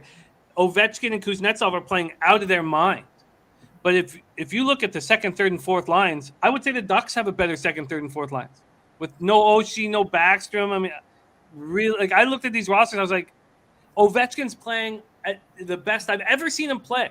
Maybe this is the best he's ever played in his whole career. And Kuznetsov's making up for all the issues he's had over the last couple of years with COVID, with the Coke bust, all that stuff. But Anaheim's power plays at 28.3%, penalty kill at 86.4%. University of Denver, Troy Terry, 5th-round pick in 2015 draft, has 11 goals and 9 assists. His shooting percentage is 30.6%. Getzlaf seems reinvigorated, 1 goal and 16 assists. I just think it's tough for a team to fly all the way across the country. They're 4-game winning streak. It's going to be a sleepy arena. There'll be 10,000 people in there, and I think the Ducks can keep winning. So why is it, in light of everything you said, Jim, why is this total so low? I think it might be the exact same reason why. Well, it's moved to 6 here at Bet365. I guess open to 5.5. I'm seeing 5.5 minus 118 at Pinnacle right this second. I think that it's the same reason why the Dallas total is low. I think that the market hasn't probably corrected themselves on what these Ducks are, and they're a scoring team. But the Capitals, again, they have one line that can score. That's it. So if you don't get penalties and you play against the second, third, and fourth line, you can beat this team. Now they're 9-2-4, so they're really 9-6. But that first line, Kuznetsov and Ovechkin are playing out of this world. So, which to me makes them an easy team to play against. Because I don't know. I mean, the Oilers are harder, but they've separated Draisaitl and McDavid. So I'm against Birdie's spectacular NHL capper and great NHL mind. And I would love to get go to the bar with them and, bet the bill and get hammered and watch this game with them. But I'm on the Ducks. All right, I don't know why this is so low, but I'm going to take Anaheim team total over 2.5 minus 131, and I think I might take the full game over as well, 5.5, just like 10 seconds. What do you think about that? It makes sense. I can understand it, but if the Capitals don't get on the power play, you have John Gibson in net with a .924 save percentage. I prefer the Ducks at the plus line personally, but I can understand the move. What's the juice on your team total over? Minus 131. All right, locked in. All right, and then I'm also going to add, I'll go with you, Anaheim. Full game money line plus 116. Ducks, money line. I'm nervous going up against Birdie, and now that you're tailing me, I'm a little more nervous, but I'm going up against him in like 4 spots on this card. Give me the bag. All right, well, let's rock, buddy. Okay, so let's review NHL action. So make sure that I've got everything right here. First off, I moved on 7 games. I'm thinking of making 2 additions. So my 7 games that I moved on, I'm on the Flyers at plus 105, Rangers -1 at minus 110, Blues -1.5 at minus 120, Edmonton Winnipeg over 6 at minus 115, Stars -1 at minus 110, Knights money line plus 105, should have waited there, but Ducks money line at plus 115, that's down to plus 110. I'd be curious to see where the cash is in this Ducks Washington game. Perfect, yeah. 74% of the tickets, 89% of the cash on Washington. This is the only sport where I just the market moves don't concern me one iota. Okay, let's break down. This is Pete. He's on the Panthers -1 at minus 108, and he's on the Islanders team total under 2.5 at minus 129. And the more we talked about it, the more I think the Islanders are the play. Yeah. Rangers -1. Oh, sorry. Pete's on the Rangers -1 at minus 125. He's on the Flyers at plus 106. Flyers team total over 2.5. He's on the Penguins -1 at minus 172. And he's on the Jets at minus 101. And I'm going to tail the Jets. I think I might add the Jets and the Islanders. That Stars over 5.5 makes sense to me. So I think I might tail that as well. So I might have 3 additions. God, it's got a lot of money in this card. It scares the shit out of me. Pete's on the over 5.5 plus 106 and Stars Wings. He's off of Hurricanes Knights. And he's on the Ducks team total over 2.5 minus 131 and the Ducks money line at plus 116. And Samsonov's in net for the Caps. That's the expectation. And he is at 2.93 goals against average, 894. Brian Watson, the only difference between -1 and regulation is that the real only difference is that when it goes into overtime, if you're on the -1 line, you have a chance to push.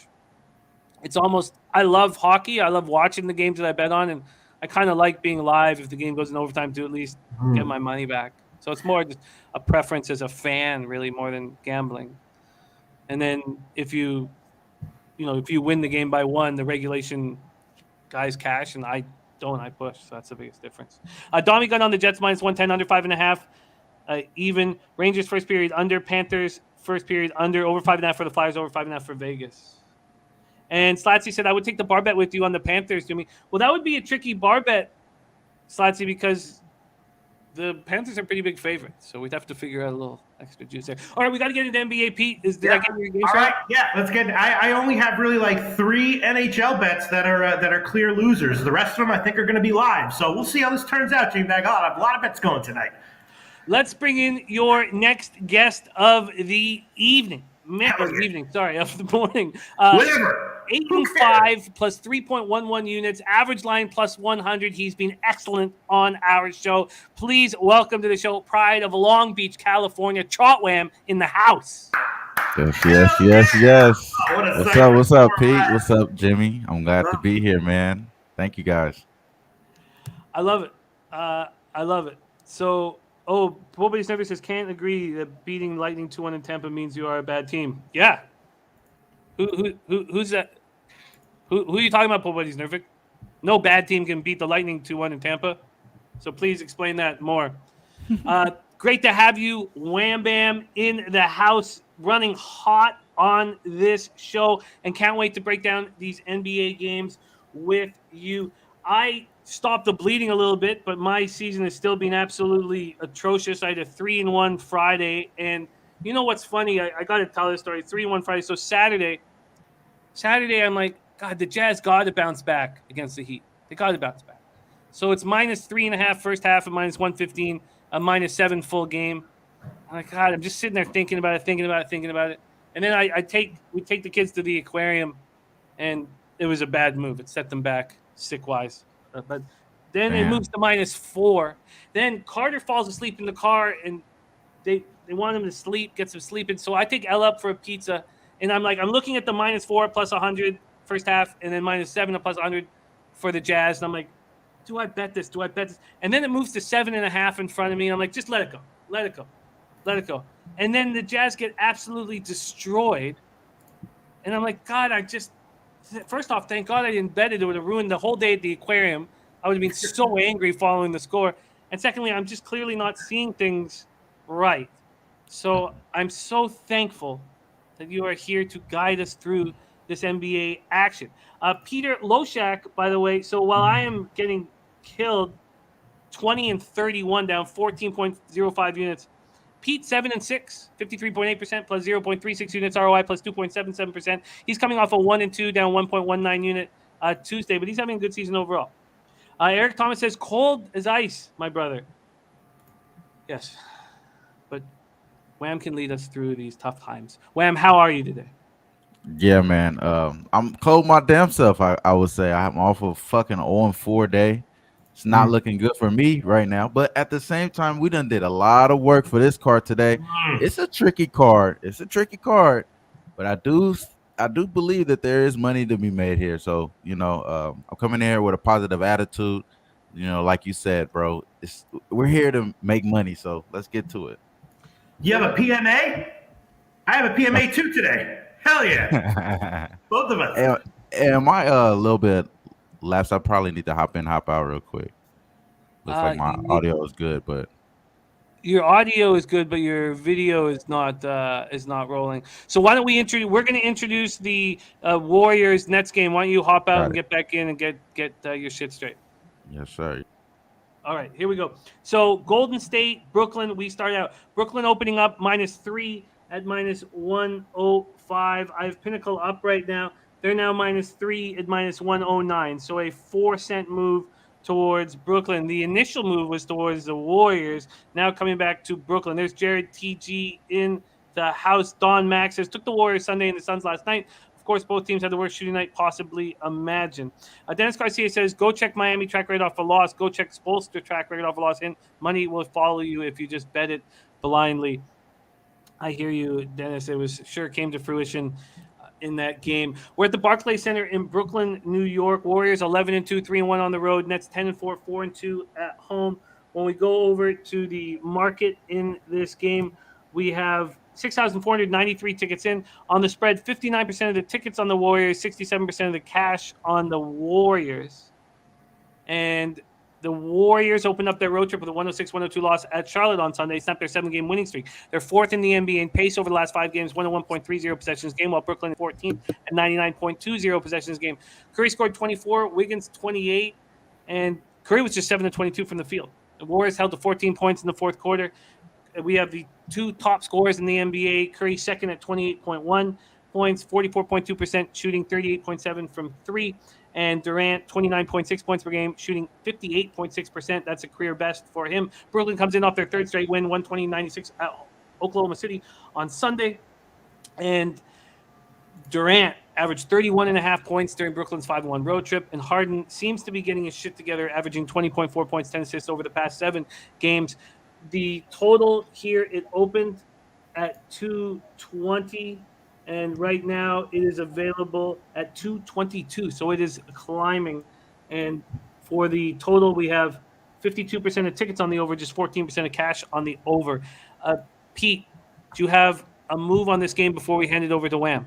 No, definitely not an official move, but I was looking at this. It's so tough to bet against Brooklyn, but Golden State, great ATS over the past couple weeks off a loss, and now Brooklyn coming back from road trip. So I was thinking maybe Golden State first half +1, maybe Golden State first half team total over, something like that. Although the Nets look pretty vicious defensively, so maybe that's a bad look. But I was thinking one way or another, Golden State first half. What do you think, Trot Wam? Yeah, I'm thinking the same way. The other way though, honestly, I'm not thinking Golden State. I'm thinking the Nets here early. Now, Golden State in the first half, they haven't covered on the road yet, so that's one thing. The reason why I'm thinking the other way here, and also, I mean, as much as Golden State's look great, have they really gone against somebody that is going to be as motivated as Kevin Durant this year? You know what I mean? I don't think they have been going against these motivated teams or these teams that's been playing really well themselves. Like this Brooklyn team, they're shooting number one in the three over the last 5 games, and also they're guarding the three, number two in opposing 3-point percentage. So they're playing good defense, something that we're not normally seeing from Brooklyn. I think Kevin Durant has a good game here. I think no Joe Harris obviously is going to just mean more Patty. You've seen what he did last game. I don't think he's going to get 29 points like he did last game, but I do believe that you're going to see the team play a little bit better with the Brooklyn Nets here early on. And then you get the vintage Golden State this year with the third quarter. They've been balling out in the third quarter. I wouldn't be surprised if they win this game outright, though. Don't get me wrong, Pete. So I think you may be onto something, but I think you're better off taking the Golden State second half like you normally would. You're probably getting plus money with this favorite in Brooklyn here. So I think Golden State second half may be a better look. And the first half here is Brooklyn, in my opinion. Yeah. So, go ahead, Jim. well, are you going to? Oh, we got. Yeah, I'm sorry, y'all. Wham. It looks, my head is going to keep going like that. You're gonna just keep gotta talking while we're you talking. just gotta be. We gotta have a natural conversation at this point. Are we? Oh, and the spreadsheet play today was Calgary. Thank you, Ron. Sorry I missed that. When we got to figure out if we can, because we have you tomorrow for a huge card. Right. We need this shit fixed if possible. Are you, Pete, going to make anything official here in this spot? No, I mean, Ron Crawford says spreadsheet play, ATS Brooklyn, Trot Wam liking Brooklyn, other people liking Brooklyn. I don't necessarily, I mean, Brooklyn is a scary team to go against. I was just looking at the spot and trying to kind of feeling my way around. And I was also, when I looked at it on the overnight line at 220, my note was over. But, now it's up to 222, but it might be headed back down. And some people in the comment section are saying that they like the under a little bit. And, yeah, I didn't have time to look at player props because I, looked at the entire college basketball card. But probably player props are the best way to go here. Ray Charles, 27, says Durant rebounds 10-plus at plus 132. That sounds good. He likes player props in general, over 30.5 points, minus 106. Didn't have time to look at player props. I feel when I handicap NBA, Jimmy the Bag, I find that I feel a lot more comfortable in the player props that like we handicapped the Lakers game, that first one that I did, the Anthony Davis rebound one. I was like, yeah, I really like this one. These sides and totals, though, I feel so unsure about most of the time. So I think I'm going to pass on this one and maybe the whole NBA card. But I just then again, maybe a blind tale of Ron Crawford's Brooklyn spreadsheet play is the way to go.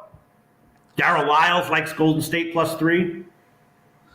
Yeah, I don't love a team on the first game back of a road trip, but Right. it just doesn't it feel like this is a real low price to pay for the Brooklyn Nets here at home? I mean, are the Warriors that good? I know Dennis Garcia says, what did Dennis say? He said Steph Curry's the truth. The Warriors are the best team in the NBA. Maybe you don't want to fade the Warriors after a loss. Let's move on to game 2. I'm not sure. I just want to get a quick comment. Don't Panic R says, I like this Matrix version of Wham. He looks like he's talking into the future and past. I agree with that. If the audio's good, who cares what the video is? The video's great. I looked homeless for a couple months. It was awesome. If Trot Wam looks like he's talking into the future and the past in the Matrix, but we can hear him fine, that's great as far as I'm concerned. Oh, and Wham is on, so let's give Wham another shot here. Wham, so you have Brooklyn first half minus 1.5? Y'all got me? Oh, shit. Hold on. My apologies. Damn. All right. Well, I like Matrix glitch video I can't even combined hear you guys. with clear audio. Okay, let's just move on here. Wham is on Brooklyn first half. Yeah, Wham, just do audio only. Just do audio only. We can just skip the or whatever. Okay. Okay. Brooklyn first half -1.5. -110. All right, let's move on to game 2 because we got college basketball coming up next with Maxwell Smart, who's hitting over 60% here on the show. Game 2, there's just a 3-game card, 10 p.m. Eastern. Philadelphia 76ers 8-6, 4-2 on the road at Utah Jazz, 8-5, 4-2 at home. We're at Vivint Arena in Salt Lake City, Utah. We have Jazz opening up as 8.5-point favorites at Pinnacle. They're now 10-point favorites. That's across the board. The total is now at 216. It opened at 218. 218. Mario White, what's happening, my man?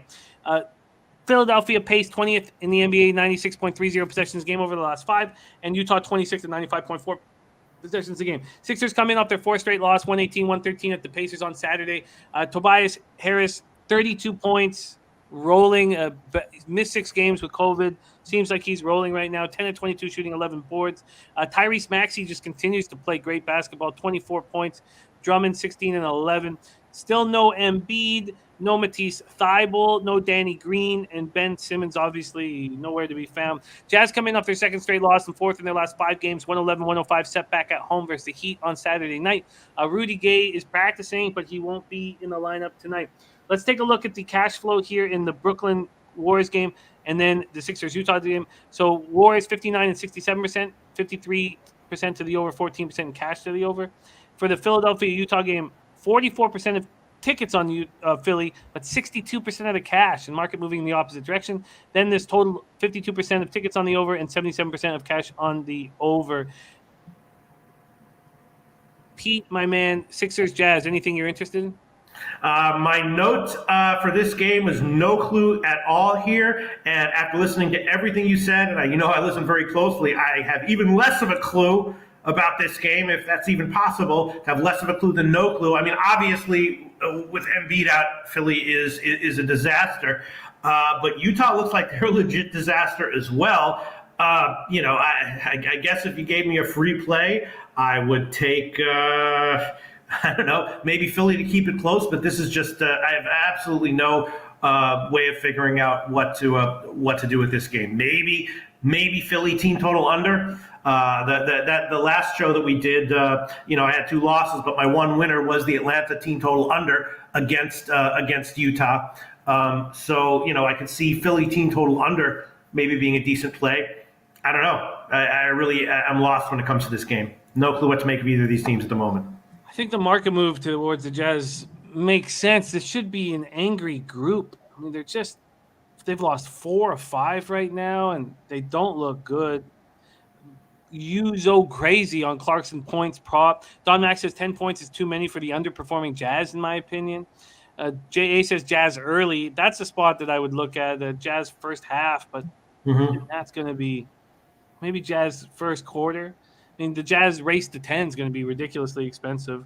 Tori Coker says this is a Jazz first half spot. I agree, but at what price? At what price that Jazz first half is? Let me move over to the first half. Jazz first half at -5.5, just not worth it here. So, well, maybe 5.5 is okay. Maybe Jazz first half. Jazz first half. I mean, 5.5. I got to see what it opened at. Why don't we move on to the final game on the program here and then move into college basketball? We have Spurs at Clippers is last up, 10:30 p.m. Eastern. Spurs 4-9, 2-5 on the road. Clippers 8-5, 6-3 at home. Staples Center, Los Angeles, California. Spurs are 10th in pace at 100.4 possessions a game. Clippers 6th at 100.8 possessions a game. And we have this opening up. Pull this up here. The Spurs opening up at 6.5-point dogs. And that quickly moved to 7. Just go back to the NBA here. That quickly moved to off the board. Yeah. Okay. So off the board. Off the board. Interesting. I wish they took all these games off the board, Jimmy the Bag. Why would that be off the board? You have to think that would be an issue with. Let me just move over to the injury report. Can we get any? I don't know if anybody in the chat knows why they would have just pulled the game. Let's see if we can find out with the Clippers. Terrence Mann, questionable. And for the Spurs, still just Quettle.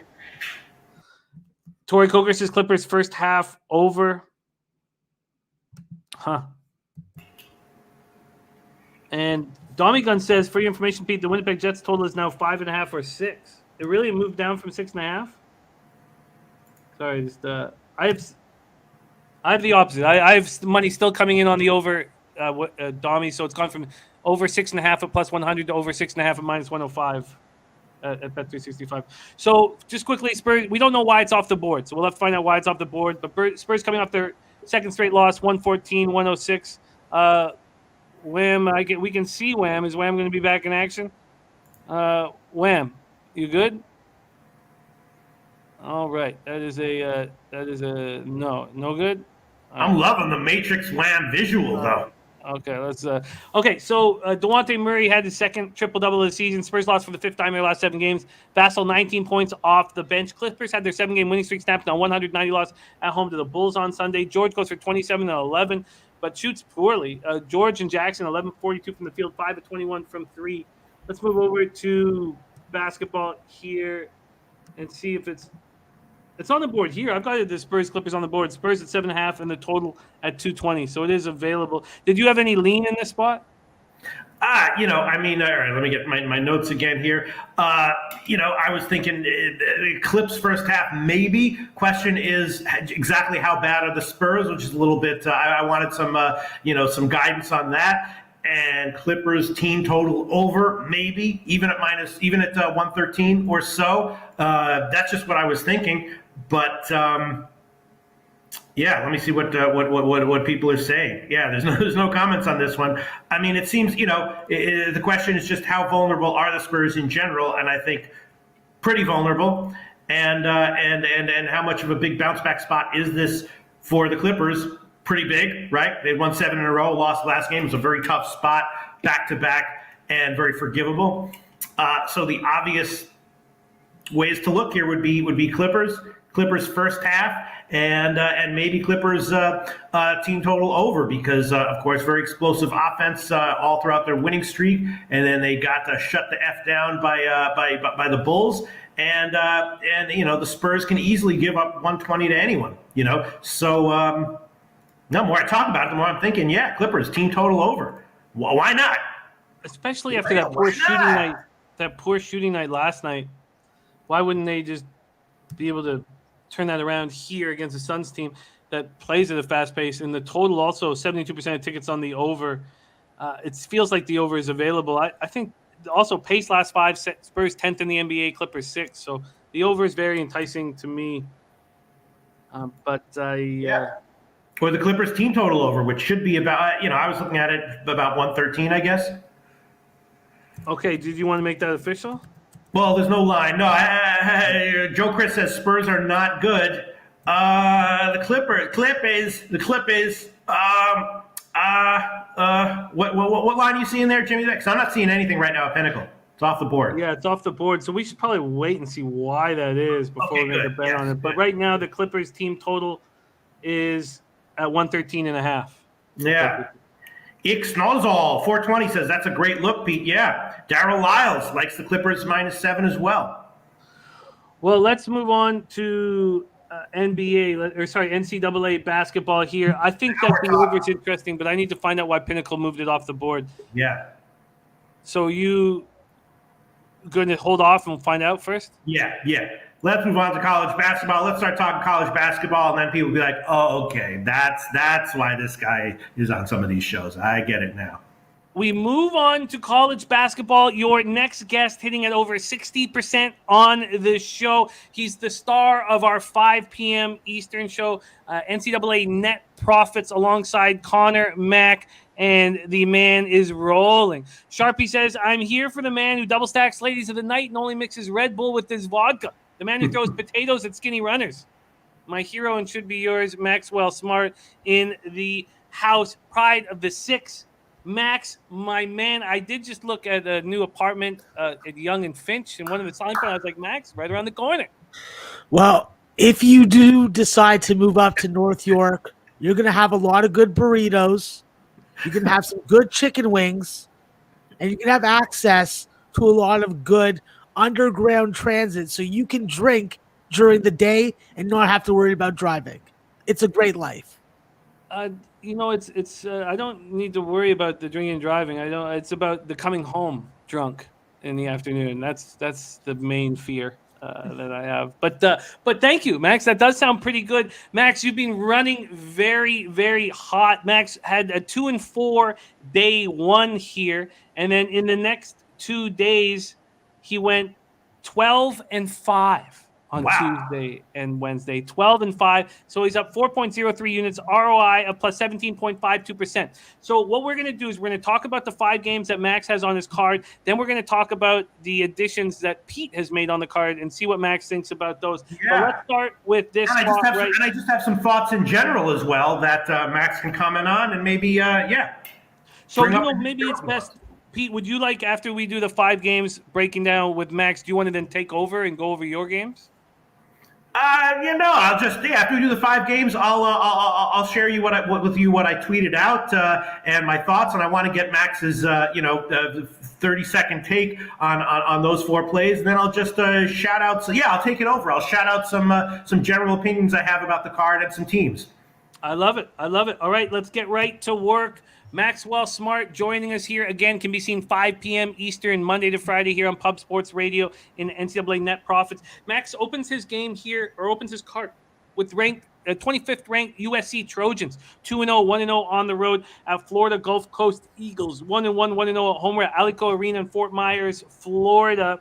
We have this opening, and again, I don't know. Let me see if this is up to the present. It looks like it might be. I don't even know if it's up to present. But we have. Why does that say? What the hell? Why would that say that? I guess, you know what? I'm just going to go right to Pinnacle. I'm going to go right to Pinnacle and let them lead me through this here. We have. Did I write this wrong? Oh, that's Florida. Jesus, God, I'm losing my mind here. 12.5-point favorites are USC right now on the road with a total at 143.5.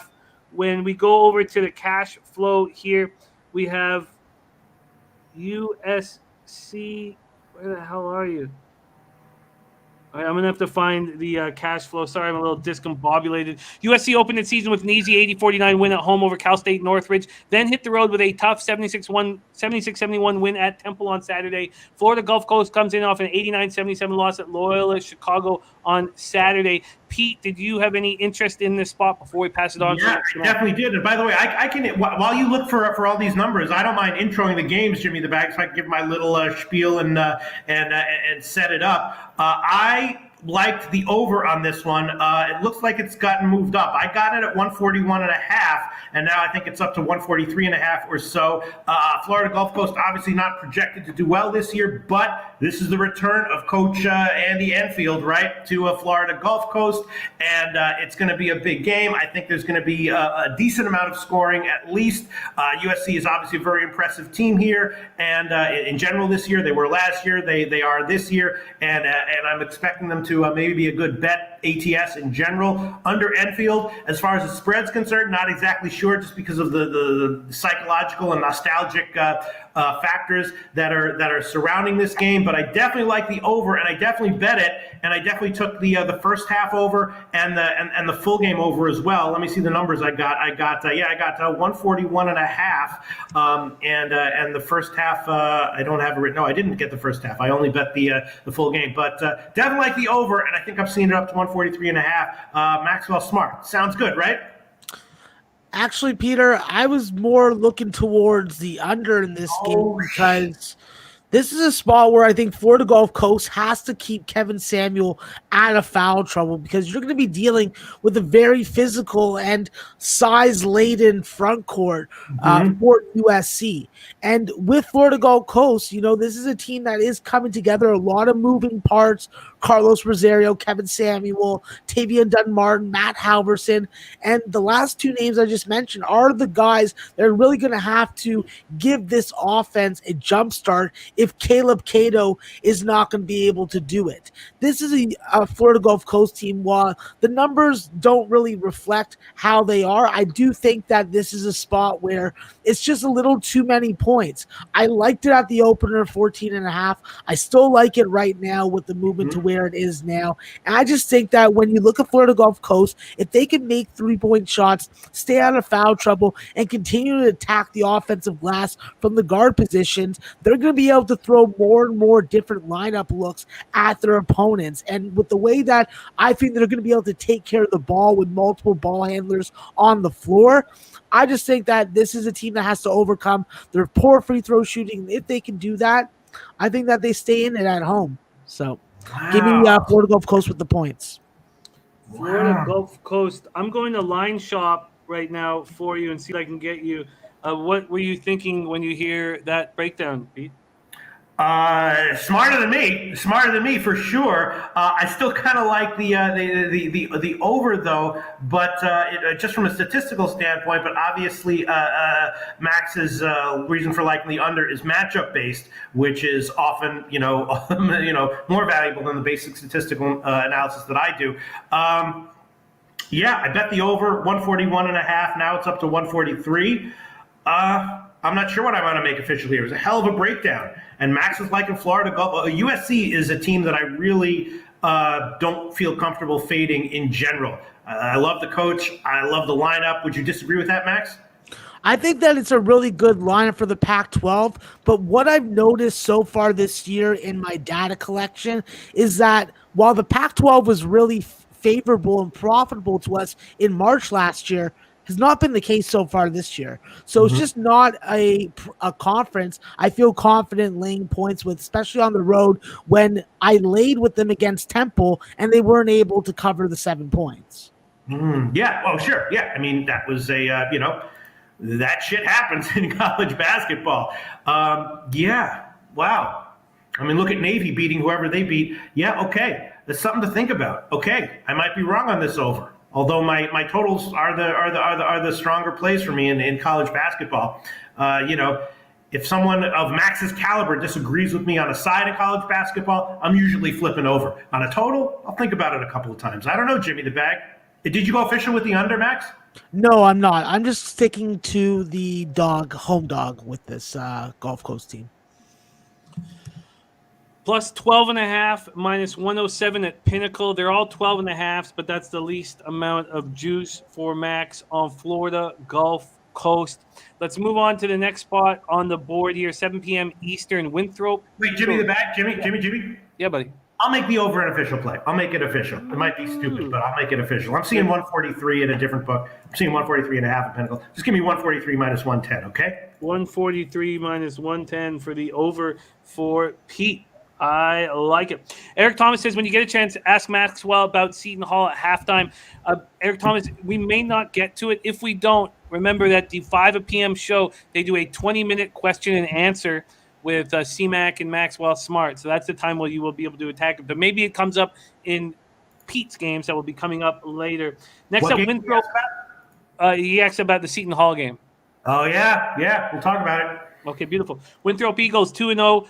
First road game of the year at Middle Tennessee. Blue Raiders 2-0, and both games at home at the Murphy Center in Murfreesboro, Tennessee. Winthrop comes in off a tough 88-85 double overtime win at home versus Mercer on Saturday night. Middle Tennessee comes on off an easy 71-51 home win over Bethune-Cookman as 12.5-point favorites.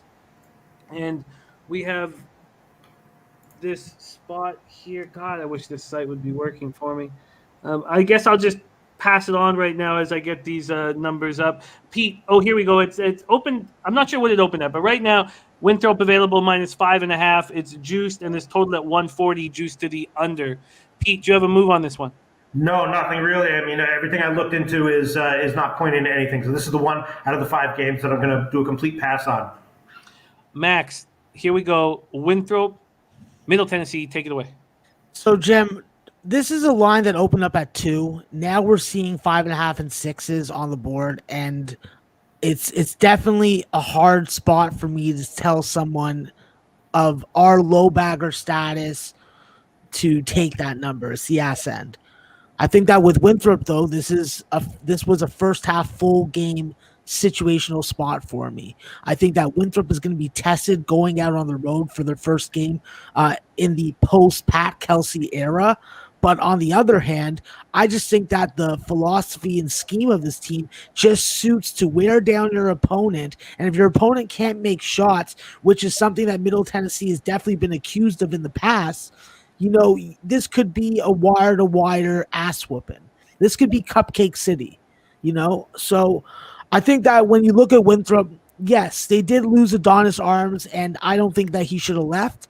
But you do have DJ Burns. DJ Burns is one of the premier power forward centers in the conference. He's been working on his stamina, trying to be able to play more minutes. But if he's going to give you 15 or 16 points in 20 minutes or so, that's the type of production that you just can't get in a lot of places in mid-major basketball. With Patrick Good and Russell Jones and Drew Buggs, these are the guys that you're going to see in the backcourt a lot. But Winthrop can go 10, 11 men deep. And we've seen two different starting lineups in games. So they are filling out their rotation as we speak. I think that with Winthrop, against MTSU, they haven't seen a press, but this feels like the type of offense that's going to really be able to use their ball handlers to break that press and be able to get balls down to the rim and get those easy buckets. I think that with Winthrop, you have to limit fouling because you do want to stay aggressive defensively. You do want to trap. You do want to press at times yourself. And you can't shoot 47% from the free throw line. That's not going to cover you or cash us any tickets. Plain and simple. The three-point shot is going to be there. We know that. It's just a matter of do they hit 14 or do they hit 17. And they take care of the ball. I think that Winthrop walks through this Donovan Sims, DeAndre Dishman-led MTSU team, and I just think that with the way that this team plays defense and the way that this team can't shoot the three and can't hit free throws, it just seems like a Winthrop smash spot. So I like them first half full game.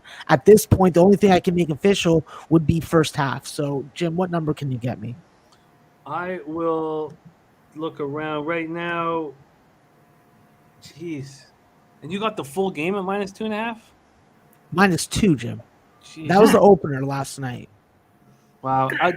You don't have to make this official if you don't want to, because the first half's at -3 at Pinnacle. Yeah. Are we quoting legal books or are we quoting offshore books? Any offshore, anything is whatever is. Okay, DraftKings has a 2.5 on the first half. DraftKings does? Yeah. Let's use that right now. Winthrop first half at DraftKings. First half -2.5. What's the juice? -115. -115. Winthrop first half -115. All right, great stuff. Are you ready to move on, Pete, my man? Yeah.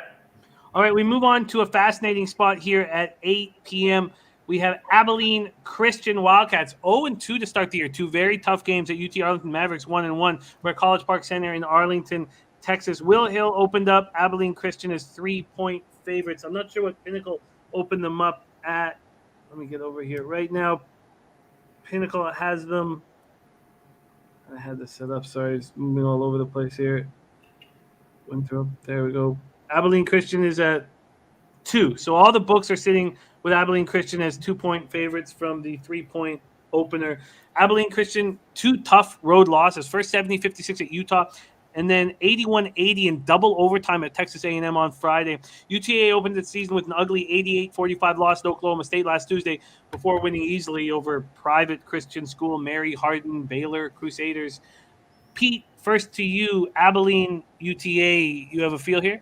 Yeah, this is a fascinating game. I won't talk for 20 minutes about it, but UT Arlington, of course, had a bunch of coaching changes that sort of rankled the team, and their new guy, it's a throwback to the Cross era when Cross was the coach, and I think that there's going to be some very good overs with UT Arlington in the future. Not necessarily this game though, because Abilene Christian, of course, plays a strong pressure defense that can often pull transition based on high scoring teams lower.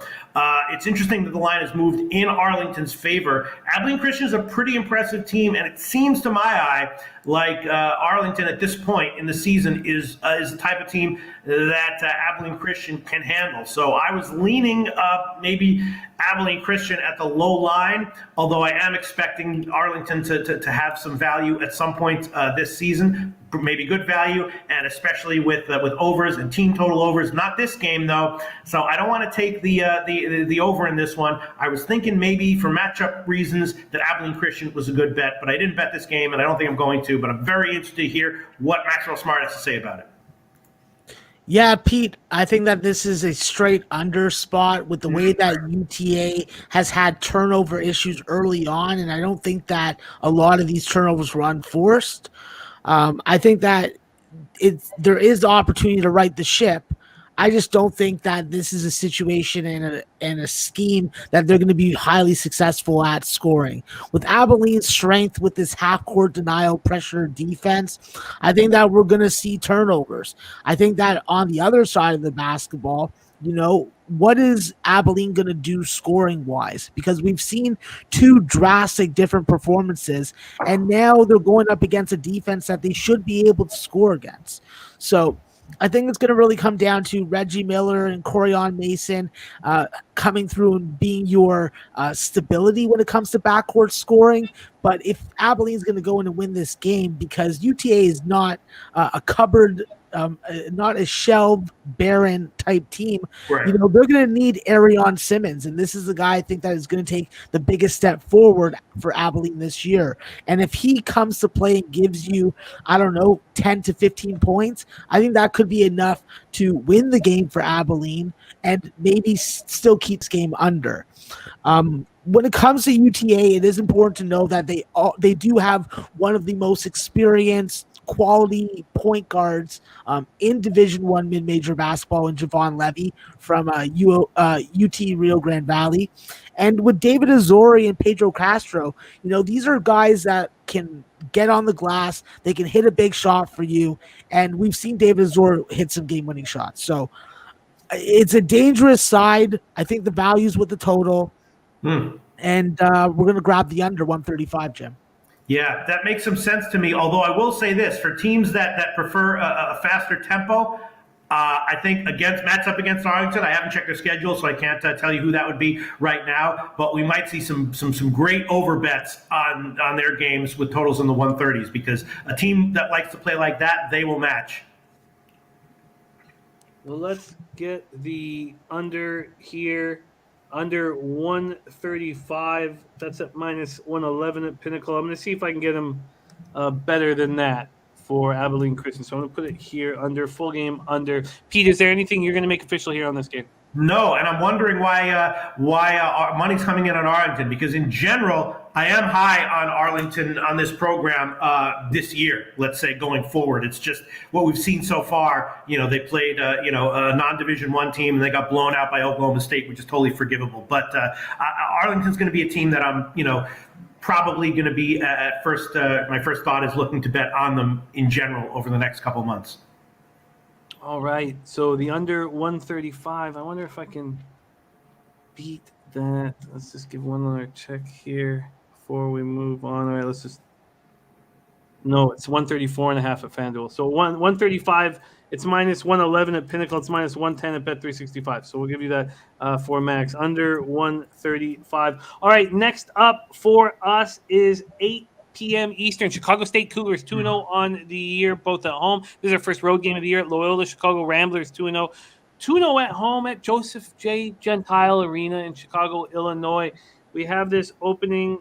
Actually, I don't have the opener, sadly, but right now, Loyola Chicago, 33-point favorites with this total at 141.5, juiced heavily to the over. The Cougars opened up their season with an ugly 77-72 home win over St. Thomas, Minnesota. I don't know who the hell they are. Before the Tommies, bro. before defeating SIU Edwardsville as in a big win.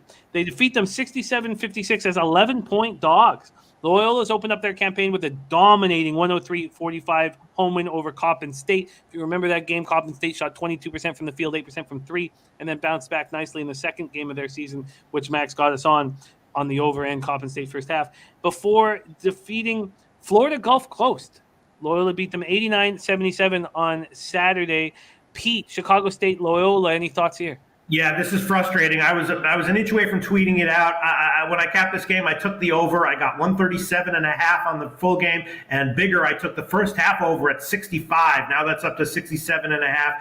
And obviously Loyola Chicago is a beast of a team, and Chicago State is not as horrifically shitty as they have been in recent years. They're still overall pretty bad, but they can score a little bit. I'm not sure what to expect from them going forward because they're still going to be a massive underdog against a lot of teams as they are here. Although in this case, when they're going up against a legit powerhouse, I wouldn't be looking to bet them no matter how many points they're getting. But maybe against other teams I would. I don't know. But they're definitely a team who put up a few points. And I was an inch away from tweeting out the first half over at 65. I didn't. And now it's up to 67.5. I guess I still like the overs at the current lines. No opinion on the spreads, though. What do you think, Max?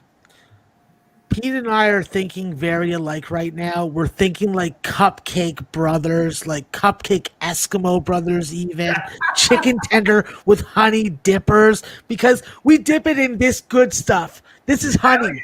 Honey in a package. Not that honey mustard that our boy Boss Nick likes, okay?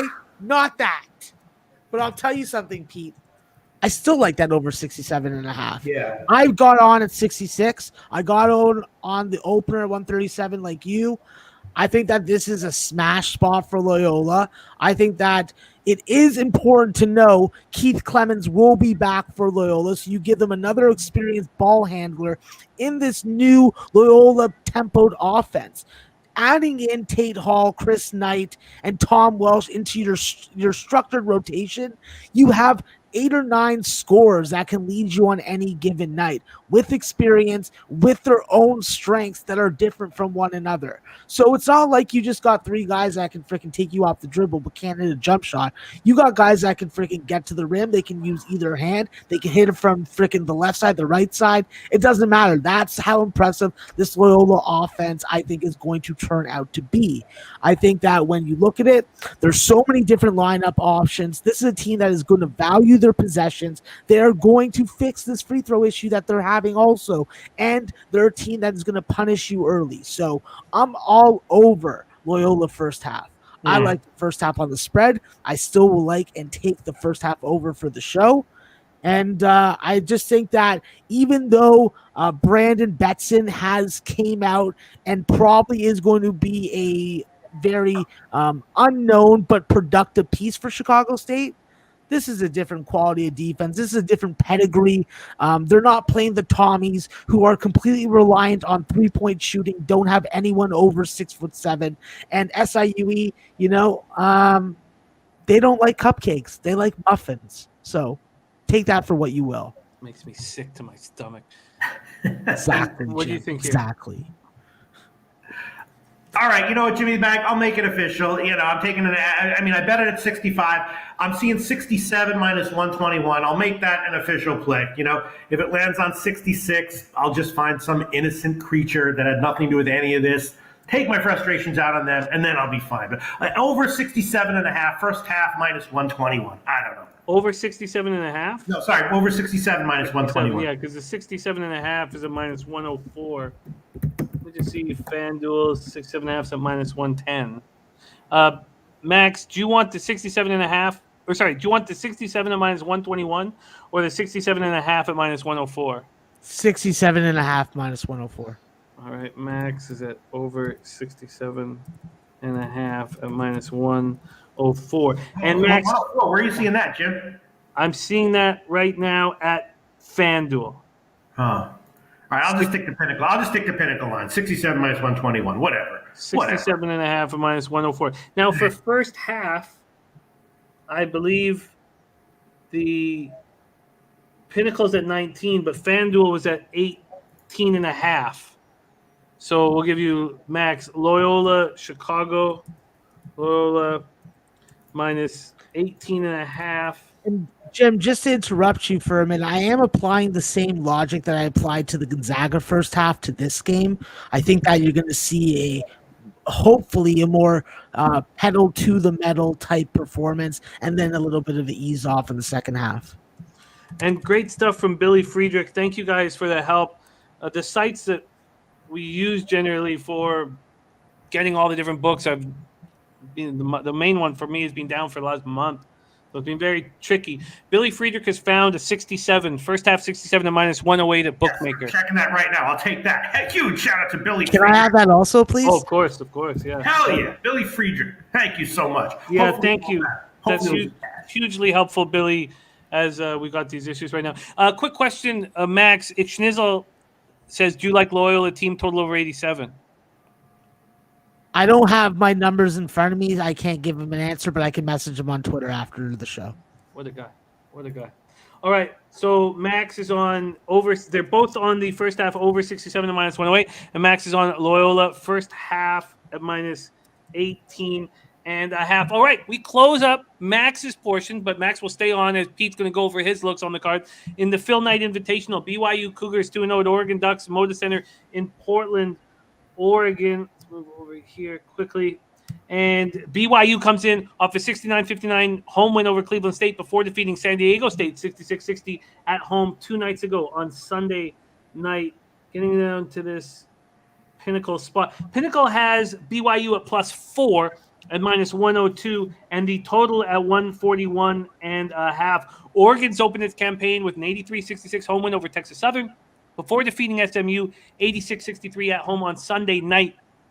Pete, we'll go with you first. BYU, Oregon. And this game actually will probably have enough action on it. In fact, the Abilene Christian Texas Arlington game did, well, interestingly enough, only 668 tickets in, but 60% of the tickets on Texas Arlington, 86% of the cash. So that's why it's moved from 3 to 2. For BYU, we get a better look. 2,509 tickets in, 18% of the tickets on BYU, but 52% of the cash. And then 79% of tickets on the over. We don't know the cash flow in that spot. Pete, BYU, Oregon, anything interest you here? No, I mean, I'm interested to hear what other people have to say. These are two teams that I definitely don't want to bet against right now, both of them. So, and same thing with the total. So as far as a bet is concerned, considering that there's, 80 other games or however many other games there are, it's a pass for me. Interested to hear what Max has to say. And Cab spanking the bookies likes Oregon, playing them in the first half. I mean, certainly Oregon's an impressive team that in general, I think I'm looking to bet on right now, but BYU is no slouch. Don't like fading them as a dog. Can't wait to hear, Max. Take it away. So, Pete, I think that this is going to be for all you West Coasters. This is the game to stay up for. This is the game that you want to have on your TV because you're going up with Oregon, who has so much length, athleticism, and just overall skill to get up and down the floor and give you an entertaining style of basketball. And then you got this backcourt of Tajon Lucas and Alex Barcelo for BYU. Barcelo is one of the most intense fucking three-point shooters that we have on the West Coast. And you know what?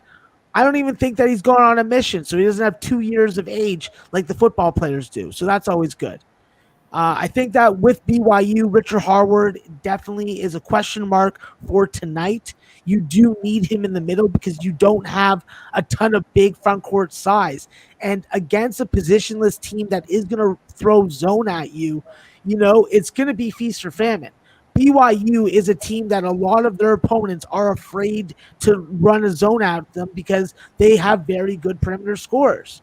I think that tonight you're going to see a very athletic zone that is shifting constantly, that is able to really take BYU out of their shooting rhythm.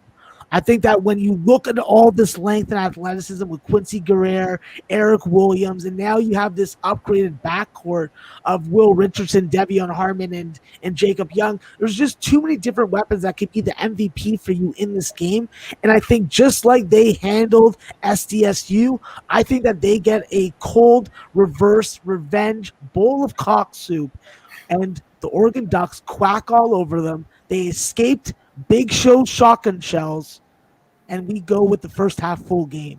Double up spot. Give me a chance. That was a hell of a breakdown. ESPN was watching that, being like, maybe we should hire this guy. And then the last sentence, they were like, no, we'll find someone else. Wow, what a hell of a breakdown. Pete, that's why we have editing. We'll clip that part out. We'll send it to ESPN. You can be my manager. Hell yeah. I'm sold on it. Yeah, it makes a lot of sense to me, and it goes along with what the people who are liking Oregon here. I haven't seen any opinions liking BYU. So Oregon right now at Pinnacle -4. Sunny Spring says Oregon all day long. Damn.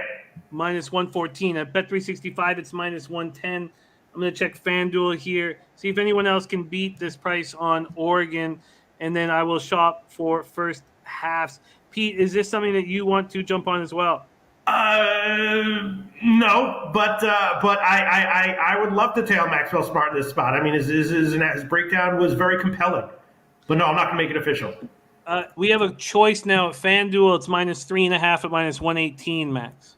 No, give me the 4 at the lower juice, please. All right, so let's give Max the full game on Oregon.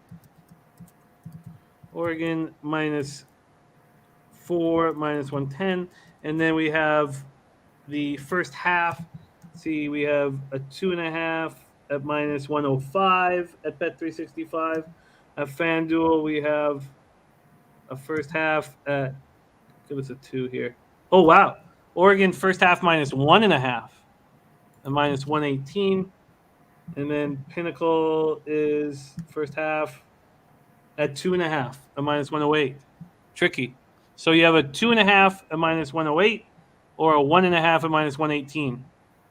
Yeah, over there I'll take the higher juice with the 1.5. Max, Oregon first half -1.5 at -118. There you have it. So before Pete rolls through his action and gets Max takes on them, let's go over the action that Max and Pete have rocked here. Max is on Florida Gulf Coast +12.5 -107. Pete is on the over 143 in USC Florida Gulf Coast. Max is on Winthrop first half -2.5 at -115. Max is on the under 135 at -110 at Abilene UTA. Then they are both on the Chicago State Loyola first half over 67 at -108, while Max is on Loyola first half -18.5. Then Max has the Oregon double up, full game -4 at -110, first half -1.5 at -118. Pete, the floor is yours. Yeah, all right. So I tweeted out 4 picks earlier in the morning. You know, the three totals on one side, and in general, I have a lot more confidence and a way better record, or way less shitty record, let's say, with my totals than with my sides. I tweeted out the NC Wilmington Pittsburgh under 139.5. Now it's down to 138. Pittsburgh has some personnel issues this year right now, and Wilmington is a relatively unimpressive offensive team. So it wasn't any kind of crazy play that I loved. I just thought it was a solid play, and I took it 139.5 on the under, and I decided to tweet it out. Then I'll skip Seton Hall, Michigan. I'll talk about that last, because that's a very interesting game and maybe a controversial play. I took Denver UTSA under 147.5 -114, and that was one of those lines where I just didn't understand where it was, which made me extremely nervous, because I was like, is this a typo? And I checked a couple of other sites, and it was the same line there. It makes me extremely nervous when a line is just way off from what I was expecting, but I bet it, and I decided I would tweet it out, and now it's all the way down to 140.5. So who knows? We'll see where it closes. A lot of times games like these is a total that seems just like way off. It moves 10 points in the way that you like, and then the game winds up actually going in the opposite direction. So I have no idea why it opened at 147.5, but I bet it, and if it loses, I'll be fine with it. And I was like, I'll tweet it out, and if it loses, again, I'll eat it. And then I took another interesting play, Georgia State, and I saw some other people in the comment section saying they like Georgia State. One guy asking about the money line. I got him at 6, and it's gone the other direction. I think now it's up to 7, which is not, I guess, a huge shot because Richmond is an impressive team, but so is Georgia State, and I think Georgia State should be able to hang with them the whole game, unless someone's injured for Georgia State that I don't know about, in which case, all right, I'll take the L on that one. But I tweeted out Georgia State +6, and now I'm trying to find the line. I can't see it. Where is it? Is it off the? Oh no, there. Whoa, 7.5. All right, I'm not sure what's up with that, but I took Georgia State. They're the elite of the Sun Belt, I think, right now, and I'm willing to take them in getting points against other quality teams, which is the case here. But maybe I'm wrong on that one. And then I tweeted out the over in Seton Hall, Michigan, which I think Matty Ice also likes, but Mike M likes the under, and I can understand why he might like the under, just because it's it'll probably be an intense game, and maybe there will be a lot of intense defense played. But these are also both teams that I have statistically in the small sample size of this year pegged as quality offensive teams. It's a low total, a little bit suspiciously low, and it has gotten bet down, I think, which is not a great sign. I tweeted out 138.5, and I think now it's down to 138 or 137.5, and it makes me a little bit nervous when I again. My nervousness on this one was a lot more solid than my nervousness on the UTSA game, because this line did make sense to me. So, sure, it could easily be a close 70-66 type game, or 70-54 type game, and then it'll go under. OT is definitely not out of the question, and some people were also saying that they liked Seton Hall, which I would agree with as well. I did also bet the Seton Hall team total over at 65.5, and I did also bet Seton Hall small first half +5 and the full game +8.5. Seton Hall's a quality team this year, of course, and they should be able to hang. And I took them first half +5, and all these plays are correlated, so I bet them the bet size is appropriate. But I took Seton Hall plus the points, and the only thing I tweeted out though might be the actual only play that on this game that loses, which is the over. That's what I did. Maxwell Smart, what do you think? Before we get Max to talk about, let's start with the Seton Hall Michigan over. Pete is on it. Matty Ice is on it. Let's give a shout out to the Taint play of the day. Seton Hall, Michigan over 137.5.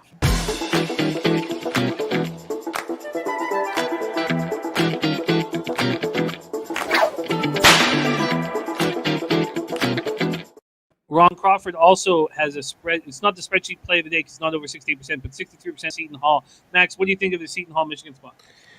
I think that with Seton Hall, this is a team that you are going to have to get good front court production, and you're going to have to get your backcourt mid-major reserves to really give you that production as well. I've been surprisingly impressed with Kadari Richmond and how he's been able to handle the ball and really create and help create basically 3 to 4 point guards that can be on the floor at the same time. So I really like Seton Hall and their ball handling abilities. Obviously, this is a Seton Hall team that is going to have to stop Hunter Dickinson in the middle. That is easier said than done.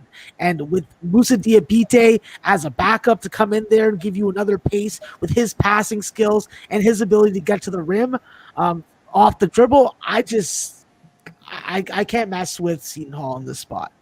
I like the over with you guys. I think that there are going to be points. I think it's a close game at the end. But the way that I bet it was, I took Michigan first half, and I got 4.5, and then I took the over also. I think the first half over goes, and I just think that if this was a change of venue or on a neutral court, I think that Seton Hall will have more value. Okay. Very interesting. So Maxwell Smart, like in Michigan in some ways. Ron Crawford, though, spreadsheet play, Seton Hall. Max, of Pete's other spots here, UNC Wilmington Pitt under, Denver UTSA under, and Georgia State +6. Did any of those spots jump out at you? Yeah, Georgia State's on my card. I have Georgia State in a variety of different ways today. I think that even though they're not going to have Aaliyah Newsome, you do still have Jalen Thomas, and Jalen Thomas will be able to step in and dominate just like he did against Northeastern. I think that when you look at this 4-guard quartet, it's just someone else can beat you every game, and they're not even going to all play on the floor together the same. So the addition of Jordan Rawls from Western Kentucky is a fantastic addition. All 4 of these guys make their free throws. I think Georgia State goes into Richmond and beats them, because as great as we want Richmond to be, and they're our mid-major darling every preseason, the fact is these are numbers that they end up losing. So when I see 7.5, when I see a 6, it definitely gravitates towards the dog, and I'm riding Georgia State, so they're going to be fucked with their eyes open. Ooh, vouching for the Georgia State look in a big way. Yeah, big market move against it, though. 7.5 now. That's not good. You don't want to be taking 6s and then market moves to 7.5. I agree there, but we know where we know why the line's moving, because someone bet some money on it. So I'm not bothered by that. I play my line. I think that my line is going to be more accurate than what the market is pushing it as. And I just think that as we get more and more to legalized betting, Pete, these handles are going to increase on these games that normally we'd have a very small handle on. There you go. Maxwell Smart with the old, the market moved against me. Now I like it more. Card. Hell yeah, Maxwell Smart. All right, I'll double up on this one. I think Georgia State's going to hang with them. You can add on the first half, +4 -119 for me, Jimmy the Bag. Pete is on Georgia State +4 -119. Pinnacle line. -119. All right, before we let Maxwell Smart roll into a cupcake and blunt future, let's see if he has anything to add to those 2 unders that Pete's on. UNC Wilmington, Pittsburgh under. Yeah, I definitely. Sorry, Jim. I definitely agree with Pete on the UNC Wilmington under. I think that with Pittsburgh only having Femi Adukali and John Hugley as your main offensive weapons without Atheel Horton after he beat up a police officer, I think that this is a spot where Wilmington isn't going to beat you down low. They're going to have to beat you from the perimeter. And if you can guard half decent, I think that this game finishes maybe at 132. But at 138.5, it's just a little too high. I jumped on the under, and I'm going to make sure that the Master Jedi of unders, Noli knows, he knows about it, and then hopefully gets on with us. And then finally, the Denver UTSA under. I wish that I got the line that Pete got. I had to get in at 141.5, but this is a game where they may not get past 125. With the way that Denver's offense may get shut down today, I don't know. They look good against IUPUI. I'm not going to let the recency bias play into my cap, though.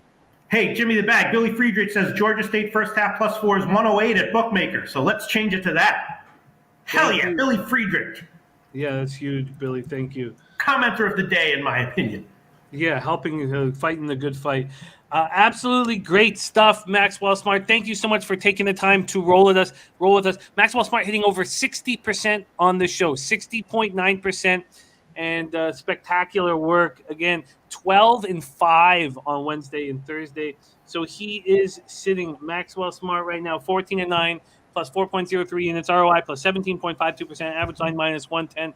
Max, thank you for sharing your insight and your angles with us. The winners are hugely helpful, but there's more than that you bring to the table, and we just love you. We love you across the board. So thank you for all your hard work and insights. Any last words for the great capper supporting the show? Well, listen, I think that you guys should enjoy and check out Connor and I at 5 o'clock. We're going to make you laugh. We may make you cry. We may make you want to punch me in the face. But luckily, there's a computer and a whole bunch of kilometers in between us, so that won't happen.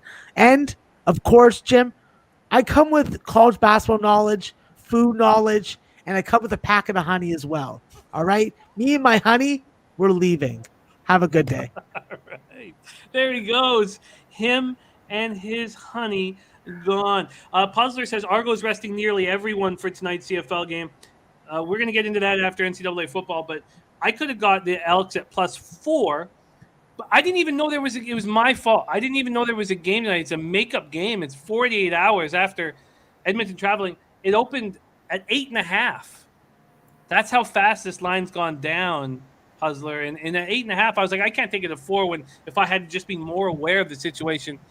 I always check every Tuesday. I always go on the CFL .ca just to make sure there's not a Tuesday nighter that I missed. And there one pops up at the end of the year. Crazy. Great stuff from Maxwell Smart. Let's move into college football, Pete, NCAA football.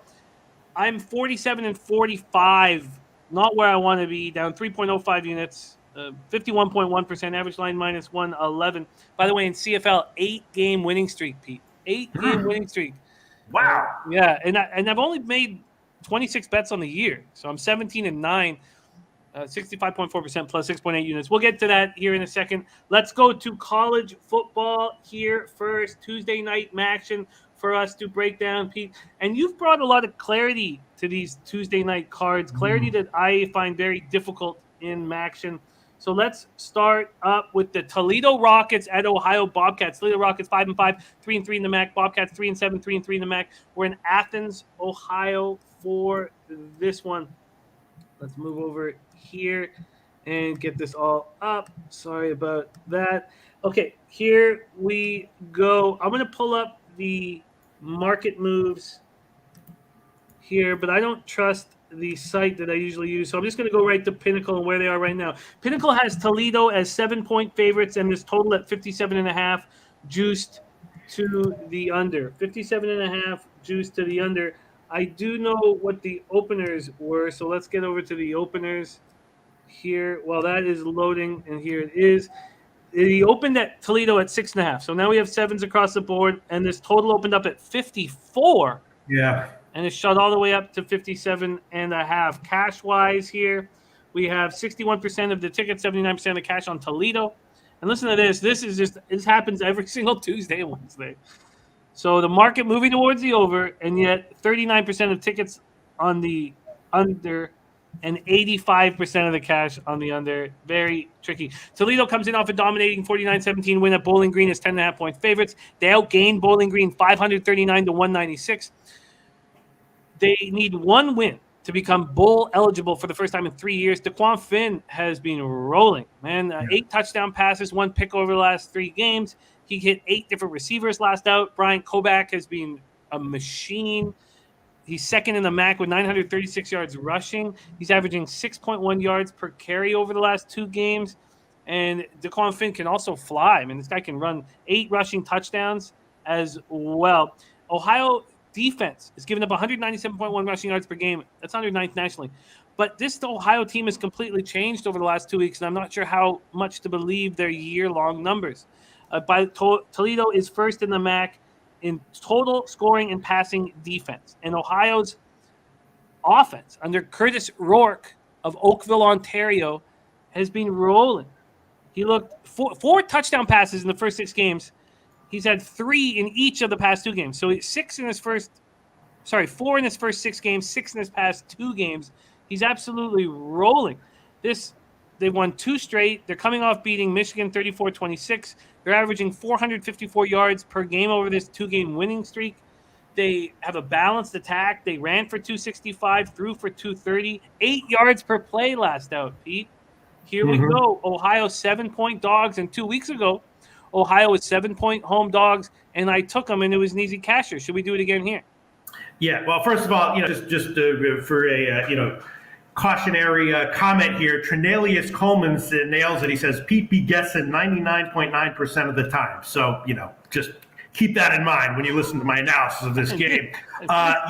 This is a very frustrating game because when I capped it, I liked the over, and I was like, how can this total be this low? And I bet it. I was like, all right, well, I'll decide when the show comes if I want to make it official. And, of course, now it's all the way up to 57.5 or 58 or wherever it is. And also leaning Ohio, and so probably the Ohio team total over. I mean, the thing about Ohio is that they have a 2-quarterback offense, which means that if one of those guys gets hurt, it's still going to be okay. If one of those guys is slumping, they can make adjustments, and they'll get less tired throughout the game, less worn down. So I'm a believer in Ohio's midseason switch offensively. Toledo is very impressive defensively, especially on the road. I mean, they have their unexpected glitches. They gave up 50 to Eastern Michigan or whatever, but other than that, they've been very strong defensively and held teams down.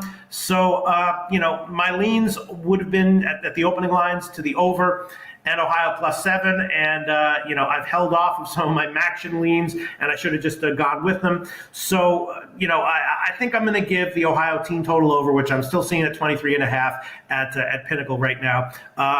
Toledo's defense is for real. And but it's and I would definitely lean Ohio as well. And Daquan Finn has been great for Toledo since he took over the job. So maybe Ohio will their team total will go under, and the total will still go over because Toledo puts up 50 on their own. That's entirely possible.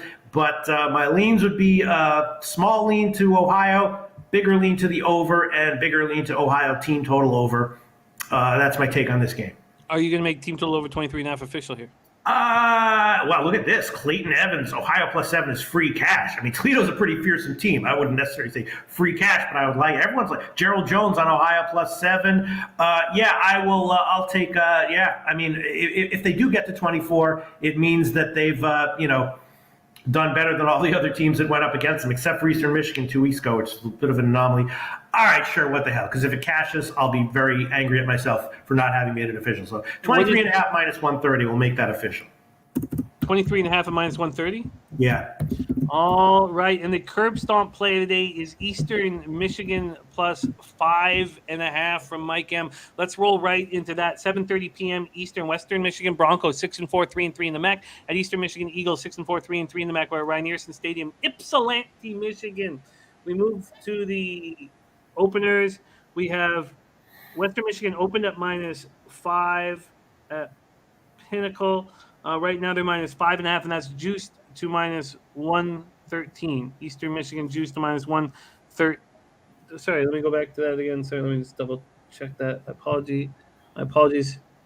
Western Michigan -5.5 is juiced to -113. My fault. Okay, and that total is sitting at 66 from an opener of 68. So this has dropped 2 points. And like the other games, we have 27% of tickets on the under and 64% of cash on the under. And we've seen it move 2 points.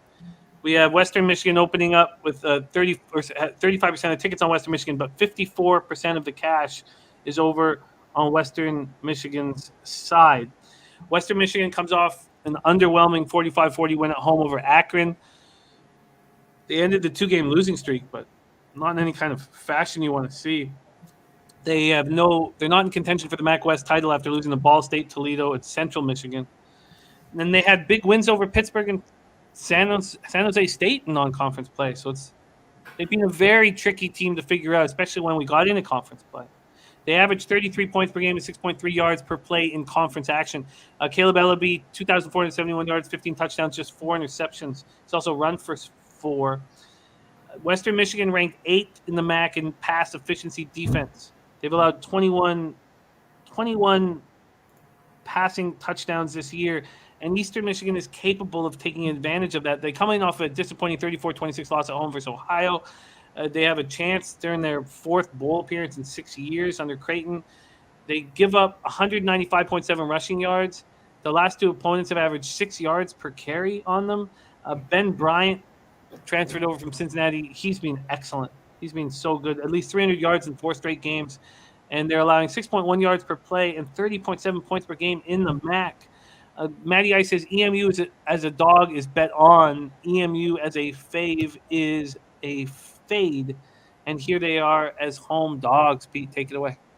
Yeah. Another tough one. Trinelius Coleman said Pete be guessing 99.9% of the time. And here comes another guess, courtesy of Peter Loshak. People are expressing that Eastern Michigan as a home dog has value, and that does look like the obvious play here. Western Michigan is vulnerable against the pass, and Eastern Michigan can definitely take advantage of that. Akron is a much improved team, but struggling like that at home against them is not a good sign. And Eastern Michigan's last game was, again, that was one that I should have given after 2, road wins where they put up 50+ points, and then they come back home as a favorite. That's always a spot where I'm looking to fade that team, and I should have made that one official last week against Ohio. So they get a little bit of a pass for that because of the spot. They come back here, and it looks like a no-brainer play, not a lock, but a no-brainer, value play on Eastern Michigan as a home dog. It's definitely concerning that the market has moved in Western Michigan's favor. But we don't know where it's going to close. And I would be leaning Eastern Michigan. You can get 6 at -108 right now. If it cashes and I don't give it, I'll be super frustrated. So I'll make it official. Eastern Michigan +6 -108. What the hell? Who cares? Eastern Michigan Who cares? +6 at -108. It does feel like backing Ohio and backing Eastern Michigan as home dogs is a nice place to be at this point. But Western Michigan, such a Jekyll and Hyde squad. They are. Yeah. And they should have a much better defense than they've shown. But, they've got Northern Illinois next week coming up, and I think they're already bowl eligible, right? Yeah, they're already bowl eligible. Yeah. So I'll take Eastern Michigan as the dog here, coming off a loss. That is a guess. I'm not even going to qualify it as mostly a guess. It's a guess, but that's my guess, and I'll put it on my record. Let's move over to the next spot, the final spot in MACtion, Bowling Green versus Miami of Ohio.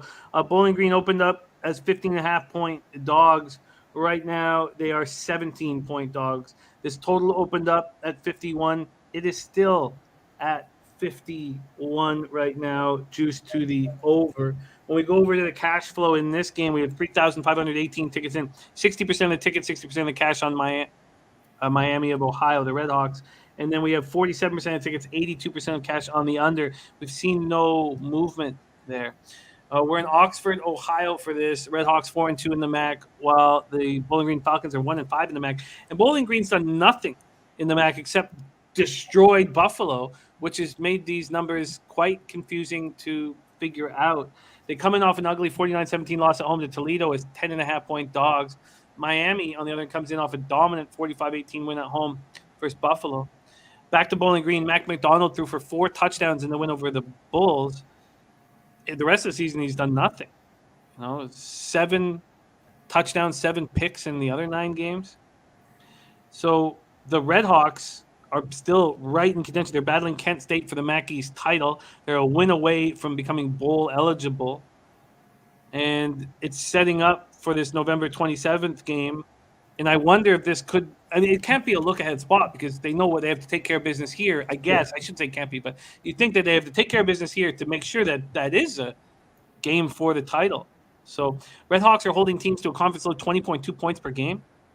And their quarterback, Brett Gabbert, played 7 games this year. 7 games this year, and he's got 18 touchdown passes.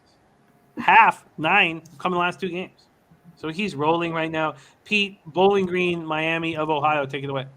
Yeah, this is similar to the first game we talked about. The total was head-scratchingly low at 51, but unlike that game, this total hasn't moved at all.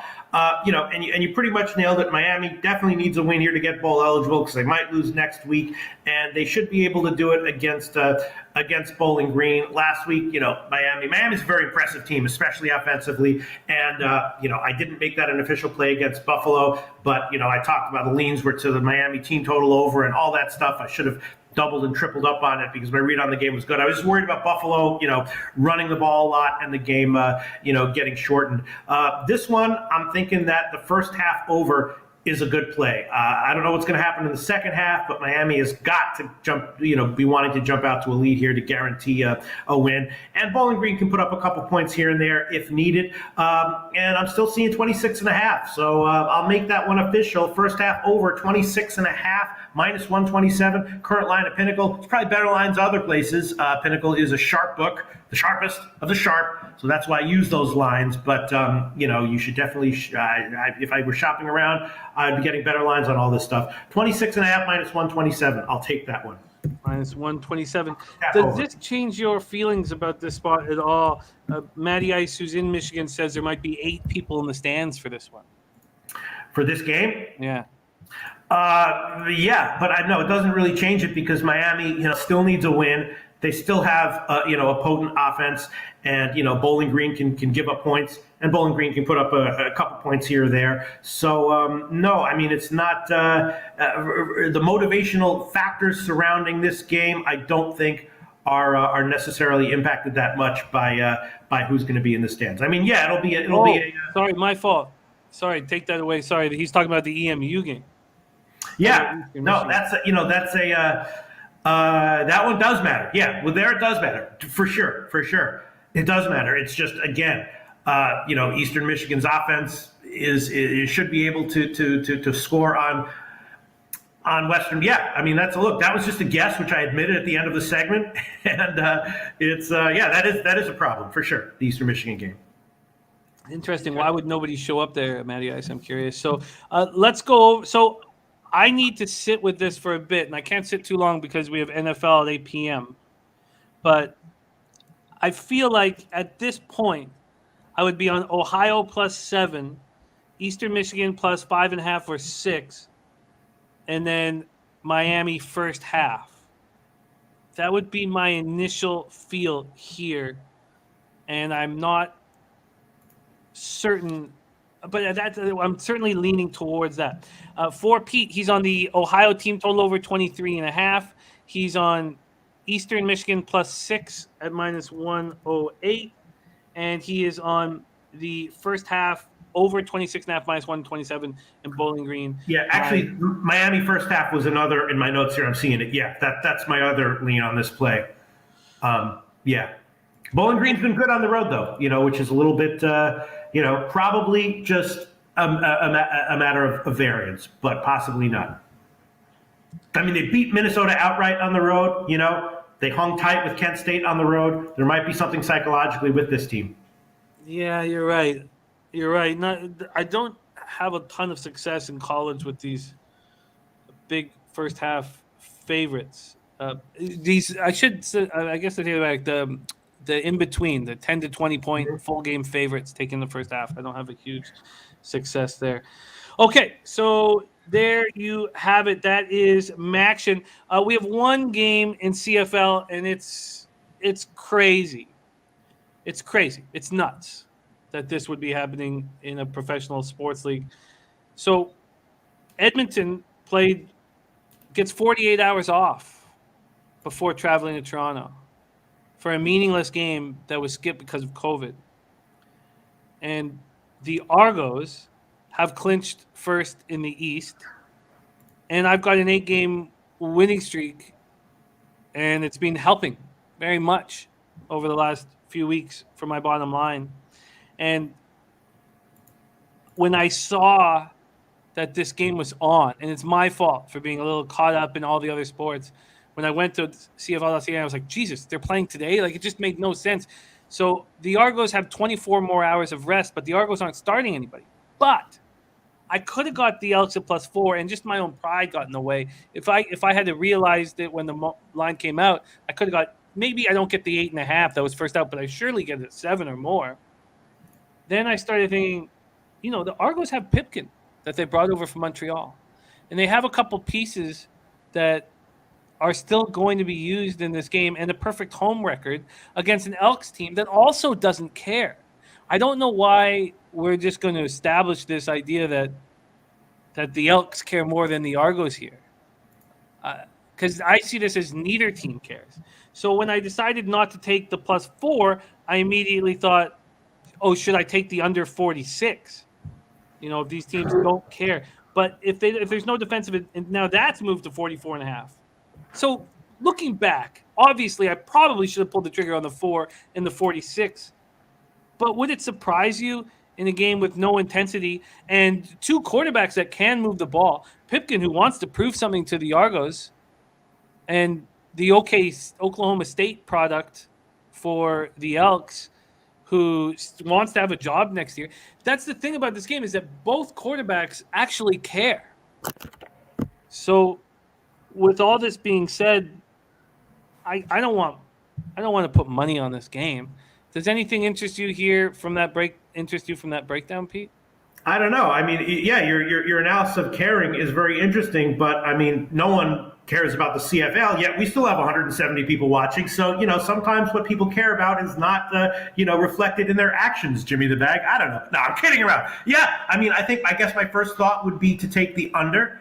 But yeah, I mean, you're right. It's in games, in situations like these, it's always like, are there people playing who have something to prove for whatever reason, which sometimes is the case and sometimes isn't. And you see this in basketball a lot, especially like college basketball, if some or college football even, but mostly in college basketball, if some stars go out, some new guys are getting a chance to play.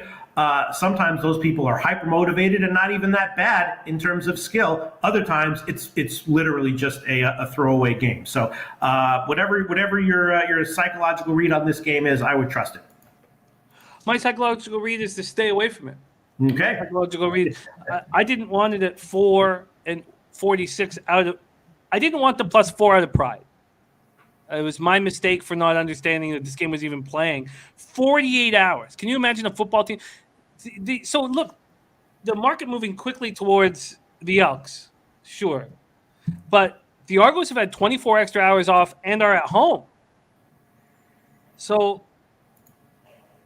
I don't want anything to do with this. The under was probably the play at 46, but when you've been succeeding in CFL, like last week when I broke down the amount of points that had been scored against the Ticats in the Argos first quarter, and we took the first quarter under 9, and it ends up 0-0 after the first quarter, I'm like, this is as clearly as I've ever seen any sport ever. I don't care if it's a CFL. We're capping the shit out of this and beating the shit out of this.